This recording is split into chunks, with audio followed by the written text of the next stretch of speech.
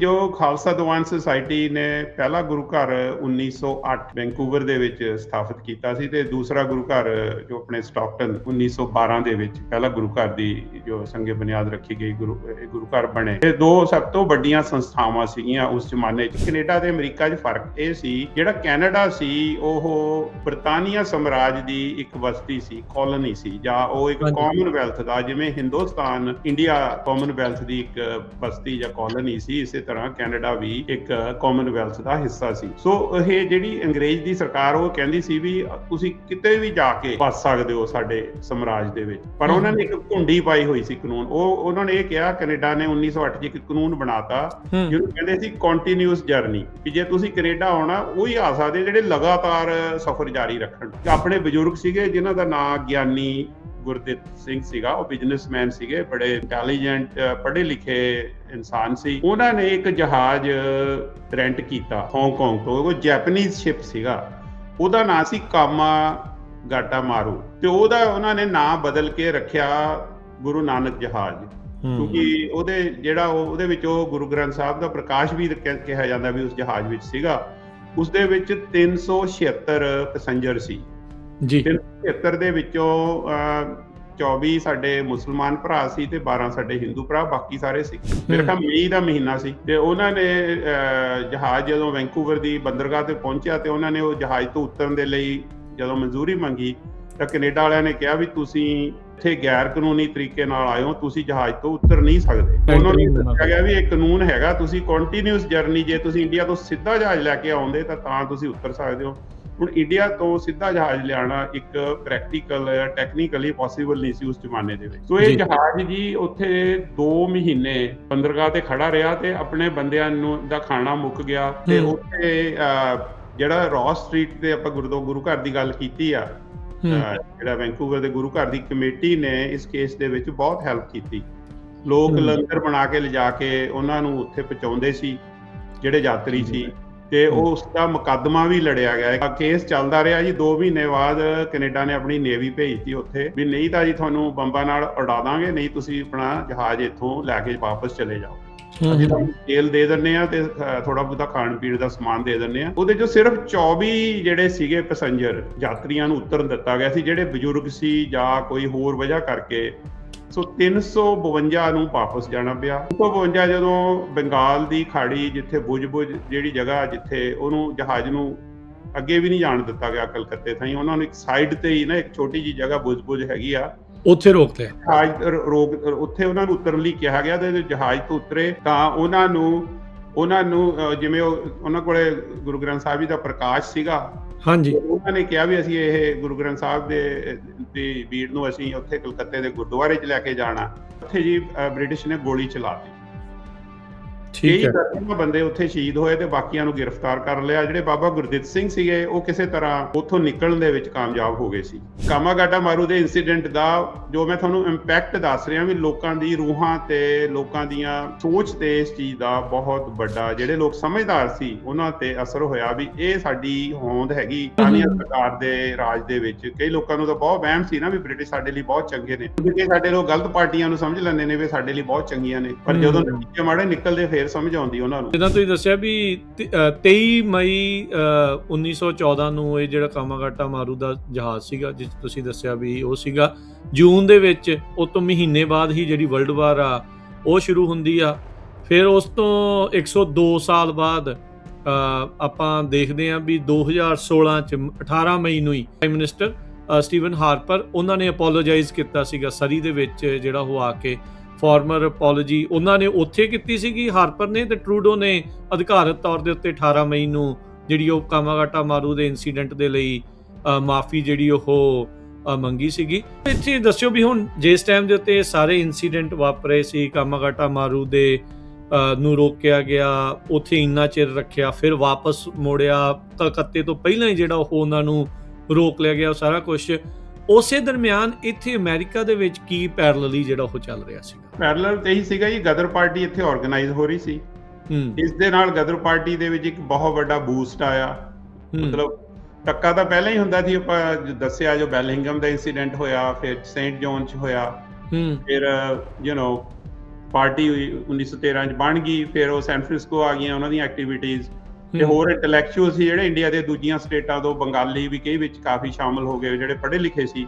ਸੋ ਹੁਣ ਲੋਕਾਂ ਇਹ ਸੀਗਾ ਵੀ ਹੁਣ ਅਸੀਂ ਵਾਪਸ ਜਾ ਕੇ ਦੇਸ਼ ਨੂੰ ਆਜ਼ਾਦ ਕਰਾਉਣਾ। ਦੂਜੇ ਪਾਸੇ ਇੱਕ ਗਰੁੱਪ ਸੀ ਜਿਹੜਾ ਜਰਮਨ, ਜਿਹੜੀ ਗੌਰਮੈਂਟ ਸੀਗੀ ਜਰਮਨ ਦੀ ਇੰਟੈਲੀਜੈਂਸ ਇੱਥੇ ਅਮਰੀਕਾ ਦੇ ਵਿੱਚ, ਉਹਨਾਂ ਨੂੰ ਇਹ ਸੀਗਾ ਵੀ ਇਹਨਾਂ ਨੂੰ ਹੋਰ ਅਸੀਂ ਭੜਕਾਈਏ, ਤੇ ਜਿਹਦੇ ਨਾਲ ਕਿ ਇੰਡੀਆ 'ਚ ਜੇ ਬਗਾਵਤ ਹੋਊਗੀ ਤਾਂ ਫਿਰ ਇੰਡੀਆ ਦੇ ਵਿੱਚ ਜਿਹੜੀ ਬ੍ਰਿਟਿਸ਼ ਗਵਰਨਮੈਂਟ ਆ ਉੱਥੇ ਹੀ ਫਸ ਕੇ ਰਹਿ ਜੂਗੀ। ਉਹ ਉੱਥੋਂ ਜਿਹੜੇ ਇੰਡੀਆ ਤੋਂ ਜਿਹੜੇ ਫੌਜੀ ਨੇ, ਖਾਸ ਕਰਕੇ ਪੰਜਾਬ ਤੋਂ, ਉਹਨਾਂ ਨੂੰ ਯੂਰਪੀਅਨ ਥੀਏਟਰ ਜਾਂ ਜਿੱਥੇ ਲੜਾਈ ਹੋਣੀਆਂ ਨਹੀਂ ਭੇਜੂਗੀ। ਫਿਰ ਏਸ਼ੀਆਟਿਕ ਬਾਰਡ ਜ਼ੋਨ ਲਾ ਬਣਿਆ ਜੀ 1917 ਦੇ ਵਿੱਚ। ਉਸ ਤੋਂ ਬਾਅਦ ਇੰਡੀਆ ਤੋਂ ਬਿਲਕੁਲ ਇਮੀਗ੍ਰੇਸ਼ਨ ਬੰਦ ਹੋ ਗਈ, ਜ਼ੀਰੋ ਹੋ ਗਈ। ਕਿੰਨੇ ਸਾਲ ਪਹਿਲਾਂ ਬੰਦੇ ਆਉਂਦੇ ਸੀ, ਪਹਿਲਾਂ 1917 ਤੋਂ ਹੀ ਬੰਦੇ ਆਏ ਇੰਡੀਆ ਤੋਂ, ਸਿਟੀਜ਼ਨ ਨਹੀਂ ਸੀ ਬਣ ਸਕਦੇ ਪਰ ਇੱਥੇ ਲੀਗਲੀ ਰਹਿ ਸਕਦੇ ਸੀ, ਕੰਮ ਕਰ ਸਕਦੇ ਸੀ। ਬੇਸ਼ੱਕ ਉਹਨਾਂ ਨੂੰ ਵੋਟ ਪਾਉਣ ਦਾ ਹੱਕ ਨਹੀਂ ਸੀ, ਪ੍ਰਾਪਰਟੀ ਖਰੀਦਣ ਦਾ ਹੱਕ ਨਹੀਂ ਸੀ। ਜਿਹੜਾ ਕਾਂਗਰਸਮੈਨ ਰੇਕਰ ਸੀਗਾ ਉਹ ਕਾਨੂੰਨ ਨਹੀਂ ਸੀ ਪਾਸ ਕਰਾ ਸਕਿਆ। ਪਰ ਹੁਣ 1917 'ਚ ਹਾਲਾਤ ਇਦਾਂ ਦੇ ਬਣ ਗਏ, ਖਾਸ ਕਰਕੇ ਟ੍ਰਾਇਲ ਤੋਂ ਬਾਅਦ, ਕਿਉਂਕਿ ਆਲਰੇਡੀ ਇੰਟੈਲੀਜੈਂਸ ਨੂੰ ਰਿਪੋਰਟ ਮਿਲ ਗਈ ਵੀ ਇਹ ਬੰਦੇ ਬਾਗੀ ਨੇ, ਤੇ ਜਰਮਨ ਗਵਰਨਮੈਂਟ ਦੀ ਵੀ ਵਿੱਚ ਇੰਟਰਫੇਰੈਂਸ ਆ ਗਈ। ਉਹ ਸਾਡੇ ਤੇ ਇੱਕ ਲੈਵਲ ਲੱਗ ਗਿਆ ਵੀ ਇਹ ਬਾਗੀ ਨੇ, ਬਰਤਾਨੀਆ ਦੀ ਸਰਕਾਰ ਨੂੰ ਇਹ ਓਵਰਥਰੋ ਕਰਨਾ ਚਾਹੁੰਦੇ ਆ। ਉਹਦੇ ਨਾਲ 1917 'ਚ ਜਿਹੜਾ ਲਾਅ ਬਣਿਆ ਉਹਦੇ ਵਿੱਚ ਇਹ ਇੰਟੈਲੀਜੈਂਸ ਰਿਪੋਰਟਾਂ ਦਾ ਕੋਈ ਨਾ ਕੋਈ ਅਸਰ ਸੀਗਾ, ਕਿਉਂਕਿ ਜਿਹੜਾ ਪ੍ਰੈਜ਼ੀਡੈਂਟ ਵਿਲਸਨ ਸੀਗਾ ਉਹ ਚਾਹੁੰਦਾ ਨਹੀਂ ਸੀ ਕੋਈ ਏਦਾਂ ਦਾ ਕਾਨੂੰਨ ਬਣੇ। ਪਰ ਇਹ ਗੱਲਾਂ ਕਰਕੇ ਉਹਨੇ ਵੀ ਇਹ ਲਾਅ ਨੂੰ ਸਾਈਨ ਕਰਤਾ ਤੇ ਫਿਰ ਕਾਨੂੰਨ ਬਣ ਗਿਆ ਏਸ਼ੀਆ। ਇਹ ਕਾਨੂੰਨ ਨੂੰ ਬਦਲਣ ਦੇ ਲਈ ਫਿਰ 25 ਸਾਲ ਲੱਗੇ। ਉਹ ਵੀ ਮੈਂ ਤੁਹਾਨੂੰ ਦੱਸੂਗਾ ਵੀ ਕਿਵੇਂ ਬਦਲਿਆ, ਕਿਹਨੇ ਬਦਲਿਆ ਉਹ ਕਾਨੂੰਨ। ਕਿੰਨਾ ਦੀ ਮਿਹਨਤ। ਸਾਡੇ ਬੰਦਿਆਂ ਦੇ ਇੱਥੇ ਆਉਣਾ ਬਿਲਕੁਲ ਬੰਦ ਹੋ ਗਿਆ। Punjabi radio USA, Punjabi TV USA ਦੇ ਉੱਤੇ ਆਪ ਸਭ ਦਾ ਸਵਾਗਤ ਹੈ। ਮੈਂ ਰਾਜਕਨਵੀਰ ਸਿੰਘ, ਸਭ ਨੂੰ ਜੀ ਆਇਆਂ ਨੂੰ ਸਤਿ ਸ੍ਰੀ ਅਕਾਲ। Program Punjabi pioneers, history of Punjabis in America. ਆਪਾਂ ਅਮਰੀਕਾ ਦੇ ਵਿੱਚ ਪੰਜਾਬੀ ਇਤਿਹਾਸ ਦੀ ਜਿਹੜੀ ਗੱਲਬਾਤ ਕਰ ਰਹੇ ਹਾਂ, ਅਤੇ ਮੇਰੇ ਨਾਲ ਇਸ ਟਾਈਮ ਇਹ ਗੱਲਬਾਤ ਕਰਨ ਦੇ ਲਈ, ਇਸ ਹਿਸਟਰੀ ਦੀ ਬਾਰੇ ਜਾਣਕਾਰੀ ਦੇਣ ਦੇ ਲਈ ਜੁੜ ਚੁੱਕੇ ਨੇ ਡਾਕਟਰ ਜਸਬੀਰ ਸਿੰਘ ਕੰਗ ਜੀ। ਡਾਕਟਰ ਸਾਹਿਬ ਜੀ ਆਇਆਂ ਨੂੰ ਸਵਾਗਤ ਹੈ। ਸਤਿ ਸ੍ਰੀ ਅਕਾਲ ਜੀ। ਸਤਿ ਸ੍ਰੀ ਅਕਾਲ ਜੀ। ਸੋ ਇਹ ਆਪਣਾ ਇਸ ਵਾਰ ਦਾ ਇਹ ਦੂਸਰਾ ਐਪੀਸੋਡ ਆ। ਆਪਾਂ ਪਹਿਲੇ ਐਪੀਸੋਡ ਦੇ ਵਿੱਚ ਪੰਜਾਬੀ ਪਾਇਨੀਅਰਸ ਦੀ ਗੱਲਬਾਤ ਕੀਤੀ ਸੀ। ਸ਼ੁਰੂਆਤ ਦੇ ਵਿੱਚ ਦੱਸਿਆ ਸੀ ਕਿ ਇਸ ਟਾਈਮ ਦੇ ਉੱਤੇ ਆਏ ਬਖਸ਼ੀਸ਼ ਸਿੰਘ ਹੁਣਾਂ ਦੀ ਸਟੋਰੀ ਰਨ ਕੀਤੀ, ਦੱਸਿਆ ਡਾਕਟਰ ਸਾਹਿਬ ਨੇ ਉਹਨਾਂ ਦੀ ਬੇਟੀ ਦੀ ਗੱਲਬਾਤ ਕੀਤੀ, ਉਹਨਾਂ ਦੀ ਉਸ ਇੰਟਰਵਿਊ ਦਾ ਕੁਝ ਅੰਸ਼ ਤੁਸੀਂ। They had any problems getting jobs? I know it was hard for everybody, but was it different for Sikhs because they look different, or was it just like anybody else? No, it was not like anybody else. They looked upon Sikhs and Indians generally as freaks, as though we had come out of a circus or something. There was great cruelty against our people. There was, I just wish, when I answer questions like this, that I had the facts at my fingertips, but I don't. There was a Bellingham, Washington, state of Washington, where there was a massacre of our people. That was some of the worst things. And then there was something in Wheatland in California, where people were also murdered, and there was a number of incidents of very cruel things done to our people. Outside of the fact that, about the getting work, our people always got work because they were such good workers. If they were in California, then they were already in Punjab. They had been farmers, and they knew what to do and how to take care of the land and cultivate things. If they were in Oregon, where the lumber industry was, then they were such hard workers, but they were paid less. This was the discrimination. They got one rate of pay, and the European immigrants who were workers got a higher rate of pay. And there were very cruel things that happened, like when Erica and I were doing our research for the movie Turbans, we went through a lot of papers from the news of that day. And one of the items that we read was how boys, or maybe it was men, maybe it was just boys, had gone and bombarded a little house, a little shack that our people lived in, about, I don't know, a number of people together. They would live together so that they could cook and eat together. And they had taken rocks and just damaged the house, just smashed it. And then this man who was now, he was a man, but when he had been a boy, he tells a story that he doesn't know how those guys got out of there, but they escaped somehow, and they were gone by next morning. We didn't see them again. With pride that we got rid of them. No sadness about the cruelty that we had inflicted on people who were just living their lives. Just some pride, like we got rid of these undesirable people. Well, that's very sad to know that we had such difficult times. ਨਾਲ ਸੰਬੰਧਿਤ ਤਸਵੀਰਾਂ ਸੀ, ਤੱਥਾਂ ਦੇ ਨਾਲ ਜੁੜੀਆਂ ਹੋਈਆਂ, ਉਹਦੇ ਬਾਰੇ ਉਹਦੇ ਜ਼ਰੀਏ ਤੁਹਾਨੂੰ ਜਾਣਕਾਰੀਆਂ ਦਿੱਤੀਆਂ। ਕਿਸ ਤਰੀਕੇ ਦੇ ਨਾਲ ਬੈਲਿੰਗਹੈਮ ਦੇ ਵਿੱਚ ਜਿਹੜੇ ਹਿੰਸਾ ਵਾਪਰੀ, ਕਿਸ ਤਰੀਕੇ ਦੇ ਨਾਲ ਇੱਥੇ ਜਦੋਂ ਆ ਕੇ ਵੱਖ-ਵੱਖ ਥਾਵਾਂ ਦੇ ਉੱਤੇ ਪੰਜਾਬੀਆਂ ਨੂੰ, ਸਿੱਖਾਂ ਨੂੰ ਮੂਵ ਹੋਣਾ ਪਿਆ। ਫਿਰ ਇਵੈਂਚੁਅਲੀ ਕਿੱਦਾਂ ਉਹਨਾਂ ਸ਼ਹਿਰਾਂ ਨੇ ਜਿਹੜੀ ਆ ਉਹ ਮਾਫੀ ਵੀ ਮੰਗੀ। ਅਸਟੋਰੀਆ ਦੀ ਆਪਾਂ ਗੱਲ ਕੀਤੀ, ਫਿਨਲੈਂਡ ਦੇ ਜਿਹੜੇ ਸੋਸ਼ਲਿਸਟ ਕਲੱਬ ਦੇ ਵਿੱਚ ਗਦਰ ਪਾਰਟੀ ਦਾ ਨਿਰਮਾਣ ਹੁੰਦਾ, ਨੀਂਹ ਪੱਥਰ ਇੱਕ ਹਿਸਾਬ ਨਾਲ ਰੱਖਿਆ ਜਾਂਦਾ, ਕਿੱਦਾਂ ਉਹ ਬਣਦੀ ਆ, ਕੌਣ ਉਹਨਾਂ ਨਾਲ ਜੁੜੇ, ਕਿਵੇਂ ਕਿਵੇਂ ਜੁੜੇ, ਉਹ ਸਾਰੀਆਂ ਗੱਲਾਂ ਤੁਹਾਡੇ ਨਾਲ ਇਹ ਸ਼ੁਰੂਆਤੀ ਜਿਹੜੇ ਤੱਥ ਆ ਪੰਜਾਬੀ ਪਾਇਨੀਅਰਸ ਦੇ, ਉਹਨਾਂ ਲੋਕਾਂ ਦੇ ਜਿਨ੍ਹਾਂ ਨੇ ਇੱਥੇ ਘਾਲਣਾ ਘਾਲੀ। ਅਤੇ ਅੱਜ ਆਪਾਂ ਇੱਕ ਕਹਿ ਸਕਦੇ ਹਾਂ ਵੀ ਆਸਾਨ ਜ਼ਿੰਦਗੀ ਉਹਨਾਂ ਦੀ ਬਦੌਲਤ ਜਿਹੜੀ ਇੱਥੇ ਗੁਜ਼ਰ ਕਰ ਰਹੇ ਹਾਂ। ਪਰਿਵਾਰਾਂ ਦੇ ਪਰਿਵਾਰ ਆਸਾਨੀ ਦੇ ਨਾਲ ਇੱਥੇ ਆ ਰਹੇ ਆ। ਸੋ ਉਹ ਘਾਲਣਾ ਦੀ, ਉਹ ਮਿਹਨਤ ਦੀ ਜਿਹੜੀ ਗੱਲ ਆ, ਉਸ ਇਤਿਹਾਸ ਦੀ ਆਪਾਂ ਗੱਲ ਕਰ ਰਹੇ ਹਾਂ। ਡਾਕਟਰ ਸਾਹਿਬ, ਸੋਹਣੀ ਫੀਡਬੈਕ ਆਪਾਂ ਨੂੰ ਮਿਲੀ ਆ। ਕਾਫੀ ਲੋਕਾਂ ਨੇ ਤੁਹਾਡੇ ਜਿਹੜੇ ਤੱਥਾਂ ਭਰਪੂਰ ਪ੍ਰੋਗਰਾਮ ਨੂੰ ਸਲਾਹਿਆ ਆ, ਅਤੇ ਤੁਹਾਡਾ ਅਸੀਂ ਇੱਕ ਵਾਰੀ ਫੇਰ ਧੰਨਵਾਦ ਕਰਦੇ ਹਾਂ ਵੀ ਤੁਸੀਂ ਇਹ ਬੜੀ ਅਹਿਮ ਜਾਣਕਾਰੀ ਦਸਤਾਵੇਜ਼ੀ ਰੂਪ ਦੇ ਵਿੱਚ ਸਾਡੇ ਨਾਲ ਤੁਸੀਂ ਸਾਂਝ ਪਾ ਰਹੇ ਆ। ਪਹਿਲੇ ਪ੍ਰੋਗਰਾਮ ਬਾਰੇ ਜੇ ਤੁਸੀਂ ਕੁਛ ਟਿੱਪਣੀਆਂ ਜਾਂ ਕੁਛ ਕਹਿਣਾ ਚਾਹੁੰਦੇ ਆ, ਉਹ ਜ਼ਰੂਰ ਸਾਡੇ ਨਾਲ ਸ਼ੇਅਰ ਕਰਿਓ, ਫਿਰ ਆਪਾਂ ਅੱਗੇ ਵਧਾਂਗੇ। ਰਾਜ ਜੀ, ਸਭ ਤੋਂ ਪਹਿਲਾਂ ਤਾਂ ਤੁਹਾਡਾ ਧੰਨਵਾਦ ਕਿ ਤੁਸੀਂ ਮੌਕਾ ਦੇ ਰਹੇ ਹੋ ਆਪਣੇ ਸਰੋਤਿਆਂ ਨਾਲ ਗੱਲ ਕਰਨ ਲਈ।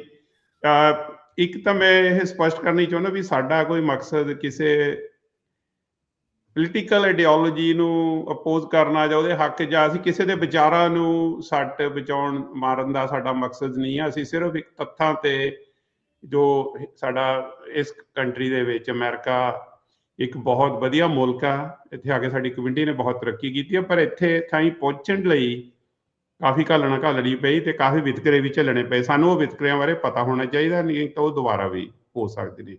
ਸੋ ਜੇ ਕਿਸੇ ਨੂੰ ਕੋਈ ਲੱਗਦਾ ਵੀ ਅਸੀਂ ਕੋਈ ਇੱਦਾਂ ਦੀ ਗੱਲ ਕੀਤੀ ਹੈ ਜਿਹੜੀ ਤੱਥਾਂ ਤੋਂ ਬਾਹਰ ਹੈ, ਤਾਂ ਸਾਨੂੰ ਉਹ ਕਾਲ ਕਰਕੇ ਉਹ ਆਪਣੇ ਤੱਥ ਸਾਡੇ ਨਾਲ ਸ਼ੇਅਰ ਕਰ ਸਕਦੇ ਹਾਂ। ਆਪਾਂ ਇੱਕ ਕਮਿਊਨਿਟੀ 'ਚ ਇੱਕ ਏਕਾ ਲਿਆਉਣ ਦੀ ਕੋਸ਼ਿਸ਼ ਕਰ ਰਹੇ ਹਾਂ। ਇਹ ਨਹੀਂ ਵੀ ਅਸੀਂ ਕਿਸੇ ਦੇ ਜਜ਼ਬਾਤਾਂ ਨੂੰ ਜਾਂ ਵਿਚਾਰਾਂ ਨੂੰ ਸੱਟ ਮਾਰਨ ਦਾ ਮਕਸਦ ਨਹੀਂ ਹੈ। ਜੋ ਆਪਾਂ ਪਿਛਲੀ ਵਾਰੀ ਪ੍ਰੋਗਰਾਮ ਕੀਤਾ ਸੀ, ਉਹਦੇ 'ਚ ਇੱਕ ਦੋ ਗੱਲਾਂ ਮੈਂ ਕਲੀਅਰ ਕਰਨੀਆਂ ਚਾਹੁੰਦਾ। ਇੱਕ ਤੁਸੀਂ ਮੈਨੂੰ ਮੇਰੇ ਪਰਿਵਾਰ ਬਾਰੇ ਪੁੱਛਿਆ ਸੀ। ਉਹ ਜੋ ਮੇਰੀ ਵਾਈਫ ਦੇ ਮਾਮਾ ਜੀ ਗੁਰਦਾਵਰ ਸਿੰਘ ਢਿੱਲੋਂ, ਉਹ 1950s ਦੇ ਵਿੱਚ ਜੂਬਾ ਸਿਟੀ ਆਏ ਸੀ। ਜੋ ਅੰਮ੍ਰਿਤਧਾਰੀ ਸਿੱਖ ਸੀ, ਜੂਬਾ ਸਿਟੀ 'ਚ ਜੋ ਤੇਰਾਬਿਆਨਾ ਗੁਰੂ ਘਰ ਦੇ ਉਹ ਫਾਊਂਡਿੰਗ ਡਾਇਰੈਕਟਰ ਸਨ, ਅਤੇ ਉਹਨਾਂ ਦੇ ਨਾਂ 'ਤੇ ਜੂਬਾ ਸਿਟੀ ਦੇ ਵਿੱਚ ਇੱਕ ਸੜਕ ਦਾ ਨਾਮ ਵੀ ਢਿੱਲੋਂ ਡਰਾਈਵ ਹੈਗਾ। ਸੋ ਇਹ ਮੈਂ ਕਲੈਰੀਫਾਈ ਕਰਨਾ ਚਾਹੁੰਦਾ ਸੀ ਕਿ ਵੀ ਮੇਰੀ ਵਾਈਫ ਦੀ ਫੈਮਿਲੀ ਆ ਉਹ ਬਹੁਤ ਪੁਰਾਣੀ ਆਈ ਆ, ਉਹਨਾਂ ਕਰਕੇ ਸਾਨੂੰ ਇੱਥੇ ਆਉਣ ਦੇ ਵਿੱਚ ਬਹੁਤ ਸੌਖ ਰਹੀ। ਅਤੇ ਦੂਜੀ ਗੱਲ, ਤੁਸੀਂ ਕਿਤਾਬ ਦੀ ਗੱਲ ਕੀਤੀ ਸੀ। ਤੁਸੀਂ ਇਹ ਕਿਤਾਬ ਦਿਖਾਈ ਸੀਗੀ ਕਈ ਵਾਰੀ ਆਪਣੇ ਪ੍ਰੋਗਰਾਮ ਪਿਛਲੀ ਵਾਰੀ। ਇਹ ਬੇਸਿਕਲੀ ਇਹ ਡੋਨਰਸ ਬੁੱਕ ਆ। ਜਦੋਂ ਸਾਡਾ ਮਿਊਜ਼ੀਅਮ ਬਣਿਆ ਸੀ 1912 ਦੇ ਵਿੱਚ ਜੂਬਾ ਸਿਟੀ, ਜਿਹੜੇ ਲੋਕਾਂ ਨੇ ਮਾਇਕ ਤੌਰ 'ਤੇ ਹੈਲਪ ਕੀਤੀ ਸੀ, ਉਹਨਾਂ ਦੀਆਂ ਸਟੋਰੀਆਂ ਨੇ ਇਹਦੇ ਵਿੱਚ। ਬਹੁਤੇ ਉਹ ਪਾਇਨੀਅਰ ਸੀਗੇ, ਪਰ ਜਿਹੜੀ ਤੁਸੀਂ ਕਿਤਾਬ ਦੀ ਗੱਲ ਕਰਦੇ ਸੀ, ਉਹ ਕਿਤਾਬ ਇਹ ਵਾਲੀ ਹੈਗੀ ਆ, ਜਿਹੜੀ ਕਿ ਖਾਸ ਕਰਕੇ ਇਸ ਇਲਾਕੇ ਦੇ ਪੰਜਾਬੀਆਂ ਦਾ ਜੋ ਇਤਿਹਾਸ ਦੱਸਦੀ ਆ ਪਿਛਲੇ 125 ਸਾਲ ਦਾ। ਇਹ ਕਿਤਾਬ ਇੱਕ ਅਮਰੀਕਨ ਲੇਡੀ ਲੀਆ ਟ੍ਰੀਹੂਨ ਨੇ ਲਿਖੀ ਆ, ਅਤੇ Amazon.com 'ਤੇ ਇਹ ਕਿਤਾਬ ਅਵੇਲੇਬਲ ਆ।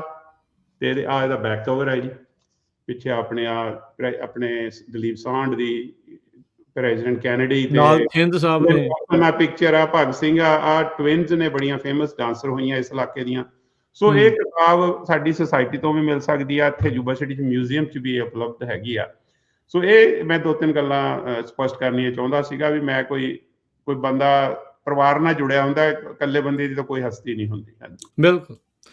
ਡਾਕਟਰ ਸਾਹਿਬ, ਆਪਾਂ ਗੱਲਬਾਤ ਕੀਤੀ ਸੀ, ਕਾਫੀ ਜਿਹੜਾ ਤੁਸੀਂ ਇਤਿਹਾਸ ਦੱਸਿਆ ਵੀ ਉਹ ਸਟੋਰੀ ਰਨ ਕੀਤੀ ਵੀ six allowed to land like late 1800s ਦੇ ਵਿੱਚ, ਅਰਲੀ 1900s ਦੇ ਵਿੱਚ ਜਿਹੜੀ ਆਪਾਂ ਸ਼ੁਰੂਆਤ ਦੇ ਵਿੱਚ ਆਏ, ਉਦੋਂ ਤੋਂ ਲੈ ਕੇ ਅੱਜ ਆਪਾਂ 2026 ਦੇ ਵਿੱਚ ਇਹ ਗੱਲਬਾਤ ਕਰ ਰਹੇ ਹਾਂ। ਸੋ 125 ਸਾਲ ਤੋਂ ਵੱਧ ਦਾ ਜਿਹੜਾ ਇਹ ਵਕਤ ਆ, ਇਸ ਦੇ ਵਿੱਚ ਕਿੰਨਾ ਕੁਛ ਜਿਹੜਾ ਉਹ ਵਾਪਰਿਆ। ਤੇ ਇਹਦੇ ਵਿੱਚ ਤੁਸੀਂ ਗਦਰ ਪਾਰਟੀ ਦੀ ਸ਼ੁਰੂਆਤ ਦੀ ਗੱਲ ਕੀਤੀ ਸੀ। ਤੁਸੀਂ ਲਾਸਟ ਟਾਈਮ ਦੱਸ ਰਹੇ ਸੀ ਵੀ ਕਿਸ ਤਰੀਕੇ ਦੇ ਨਾਲ, ਕਿਉਂਕਿ ਕਾਮਨਵੈਲਥ ਦਾ ਮੁਲਕ ਹੋਣ ਕਰਕੇ ਕੈਨੇਡਾ ਦੇ ਵਿੱਚ ਕਿਸ ਤਰੀਕੇ ਦੇ ਨਾਲ ਇੰਗਲੈਂਡ ਵਾਲਿਆਂ ਦੇ ਜਸੂਸ ਉੱਥੇ ਛੱਡੇ ਹੋਏ ਸੀਗੇ, ਉਹ ਜਸੂਸੀ ਕਰ ਰਹੇ ਸੀ, ਸਪਾਈੰਗ ਕਰ ਰਹੇ ਸੀ ਵੀ ਇੱਥੇ ਇੱਦਾਂ ਨਾ ਹੋ ਜਾਣ, ਉੱਦਾਂ ਨਾ ਹੋ ਜਾਣ। ਫਿਰ ਇਵੈਂਚੁਅਲੀ ਉਹ ਇੱਧਰ ਅਮਰੀਕਾ ਵੱਲ ਨੂੰ ਜਿਹੜਾ ਉਹ ਆਏ, ਅਸਟੋਰੀਆ 'ਚ, ਬੈਲਿੰਗਹੈਮ 'ਚ, ਯੂਬਾ ਸਿਟੀ 'ਚ, ਹੋਰ ਕਈ ਥਾਵਾਂ ਦੇ ਉੱਤੇ ਜਿਹੜੇ ਉਹ ਗਏ। ਜੇ ਤੁਸੀਂ ਥੋੜ੍ਹਾ ਜਿਹਾ ਇਸ ਤੋਂ ਅੱਗੇ ਹੁਣ ਸਾਨੂੰ ਲੈ ਕੇ ਚੱਲੋ, ਆਈ ਥਿੰਕ ਇਹ ਅਰਲੀ 1900s ਆ, 1906, 7, 8 ਇੱਥੇ ਤੱਕ ਆਪਾਂ ਜਿਹੜਾ ਉਹ ਪਹੁੰਚੇ ਸੀਗੇ। ਉਦੋਂ ਪਹਿਲਾ ਗੁਰਦੁਆਰਾ ਸਾਹਿਬ ਮੈਨੂੰ ਲੱਗਦਾ ਵੈਸਟਰਨ ਕੋਸਟ ਦੇ ਉੱਤੇ ਕੈਨੇਡਾ ਜਾਂ ਓਵਰਆਲ ਅਮੈਰੀਕਾ 'ਚ ਦੇਖੀਏ ਤਾਂ ਵੈਨਕੂਵਰ ਦੇ ਵਿੱਚ ਸਥਾਪਿਤ ਹੋਇਆ। ਹਾਂਜੀ, ਜੋ ਖਾਲਸਾ ਦੀਵਾਨ ਸੁਸਾਇਟੀ ਨੇ ਪਹਿਲਾ ਗੁਰੂ ਘਰ 1908 ਵੈਨਕੂਵਰ ਦੇ ਵਿੱਚ ਸਥਾਪਿਤ ਕੀਤਾ ਸੀ, ਤੇ ਦੂਸਰਾ ਗੁਰੂ ਘਰ ਜੋ ਆਪਣੇ ਸਟਾਕਟਨ 1912 ਦੇ ਵਿੱਚ ਪਹਿਲਾ ਗੁਰੂ ਘਰ ਦੀ ਜੋ ਸੰਗੇ ਬੁਨਿਆਦ ਰੱਖੀ ਗਈ ਗੁਰੂ ਘਰ ਬਣੇ।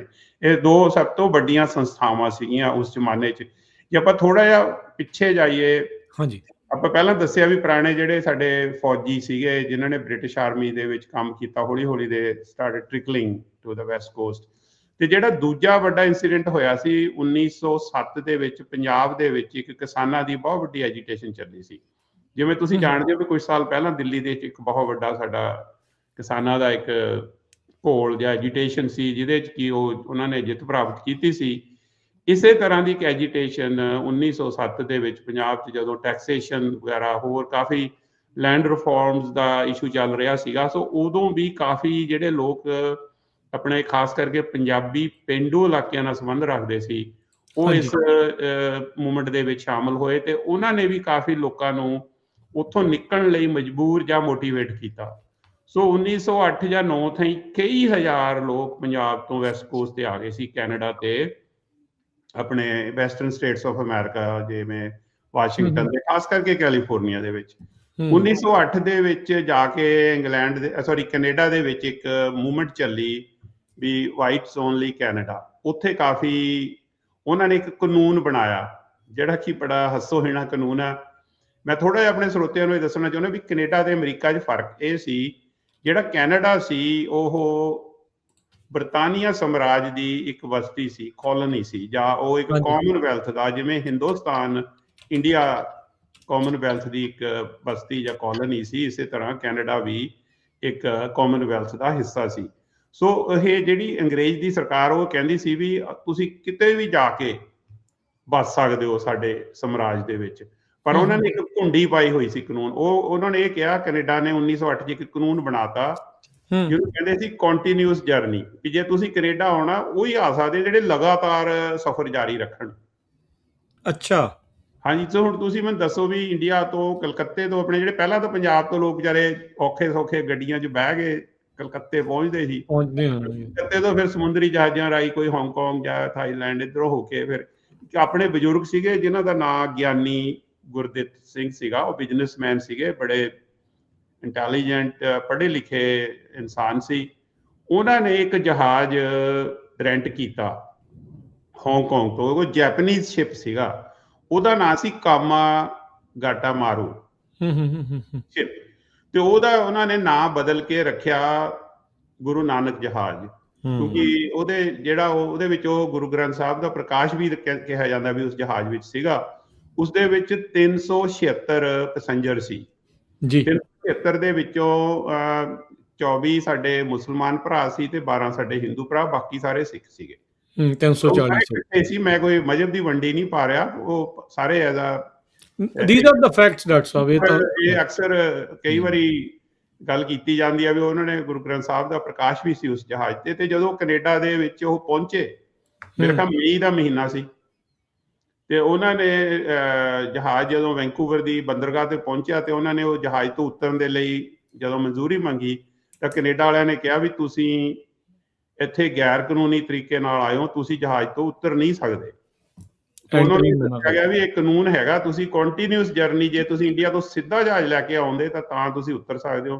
ਹੁਣ ਇੰਡੀਆ ਤੋਂ ਸਿੱਧਾ ਜਹਾਜ਼ ਲਿਆਉਣਾ ਇੱਕ ਪ੍ਰੈਕਟੀਕਲ ਟੈਕਨੀਕਲੀ ਪੋਸੀਬਲ ਨਹੀਂ ਸੀ ਉਸ ਜ਼ਮਾਨੇ ਦੇ ਵਿੱਚ। ਇੰਨਾ ਨਾ ਹੀ ਜਹਾਜ਼ ਵਿੱਚ ਤੇਲ ਪੈਂਦਾ ਸੀ ਤੇ ਨਾ ਹੀ ਇੰਨਾ ਖਾਣ ਪੀਣ ਦਾ ਸਮਾਨ, ਕਈ ਮਹੀਨੇ ਲੱਗ ਜਾਂਦੇ ਸੀ ਜਹਾਜ਼ਾਂ ਨੂੰ ਆਉਣ। ਸੋ ਇਹ ਜੀ। ਜਹਾਜ਼ ਜੀ ਉੱਥੇ 2 ਮਹੀਨੇ ਬੰਦਰਗਾਹ ਤੇ ਖੜਾ ਰਿਹਾ ਤੇ ਆਪਣੇ ਬੰਦਿਆਂ ਨੂੰ ਦਾ ਖਾਣਾ ਮੁੱਕ ਗਿਆ ਤੇ ਉੱਥੇ ਜਿਹੜਾ ਰੌਸ ਸਟਰੀਟ ਤੇ ਆਪਾਂ ਗੁਰੂ ਘਰ ਦੀ ਗੱਲ ਕੀਤੀ ਆ, ਜਿਹੜਾ ਵੈਂਕੂਵਰ ਦੇ ਗੁਰੂ ਘਰ ਦੀ ਕਮੇਟੀ ਨੇ ਇਸ ਕੇਸ ਦੇ ਵਿੱਚ ਬਹੁਤ ਹੈਲਪ ਕੀਤੀ।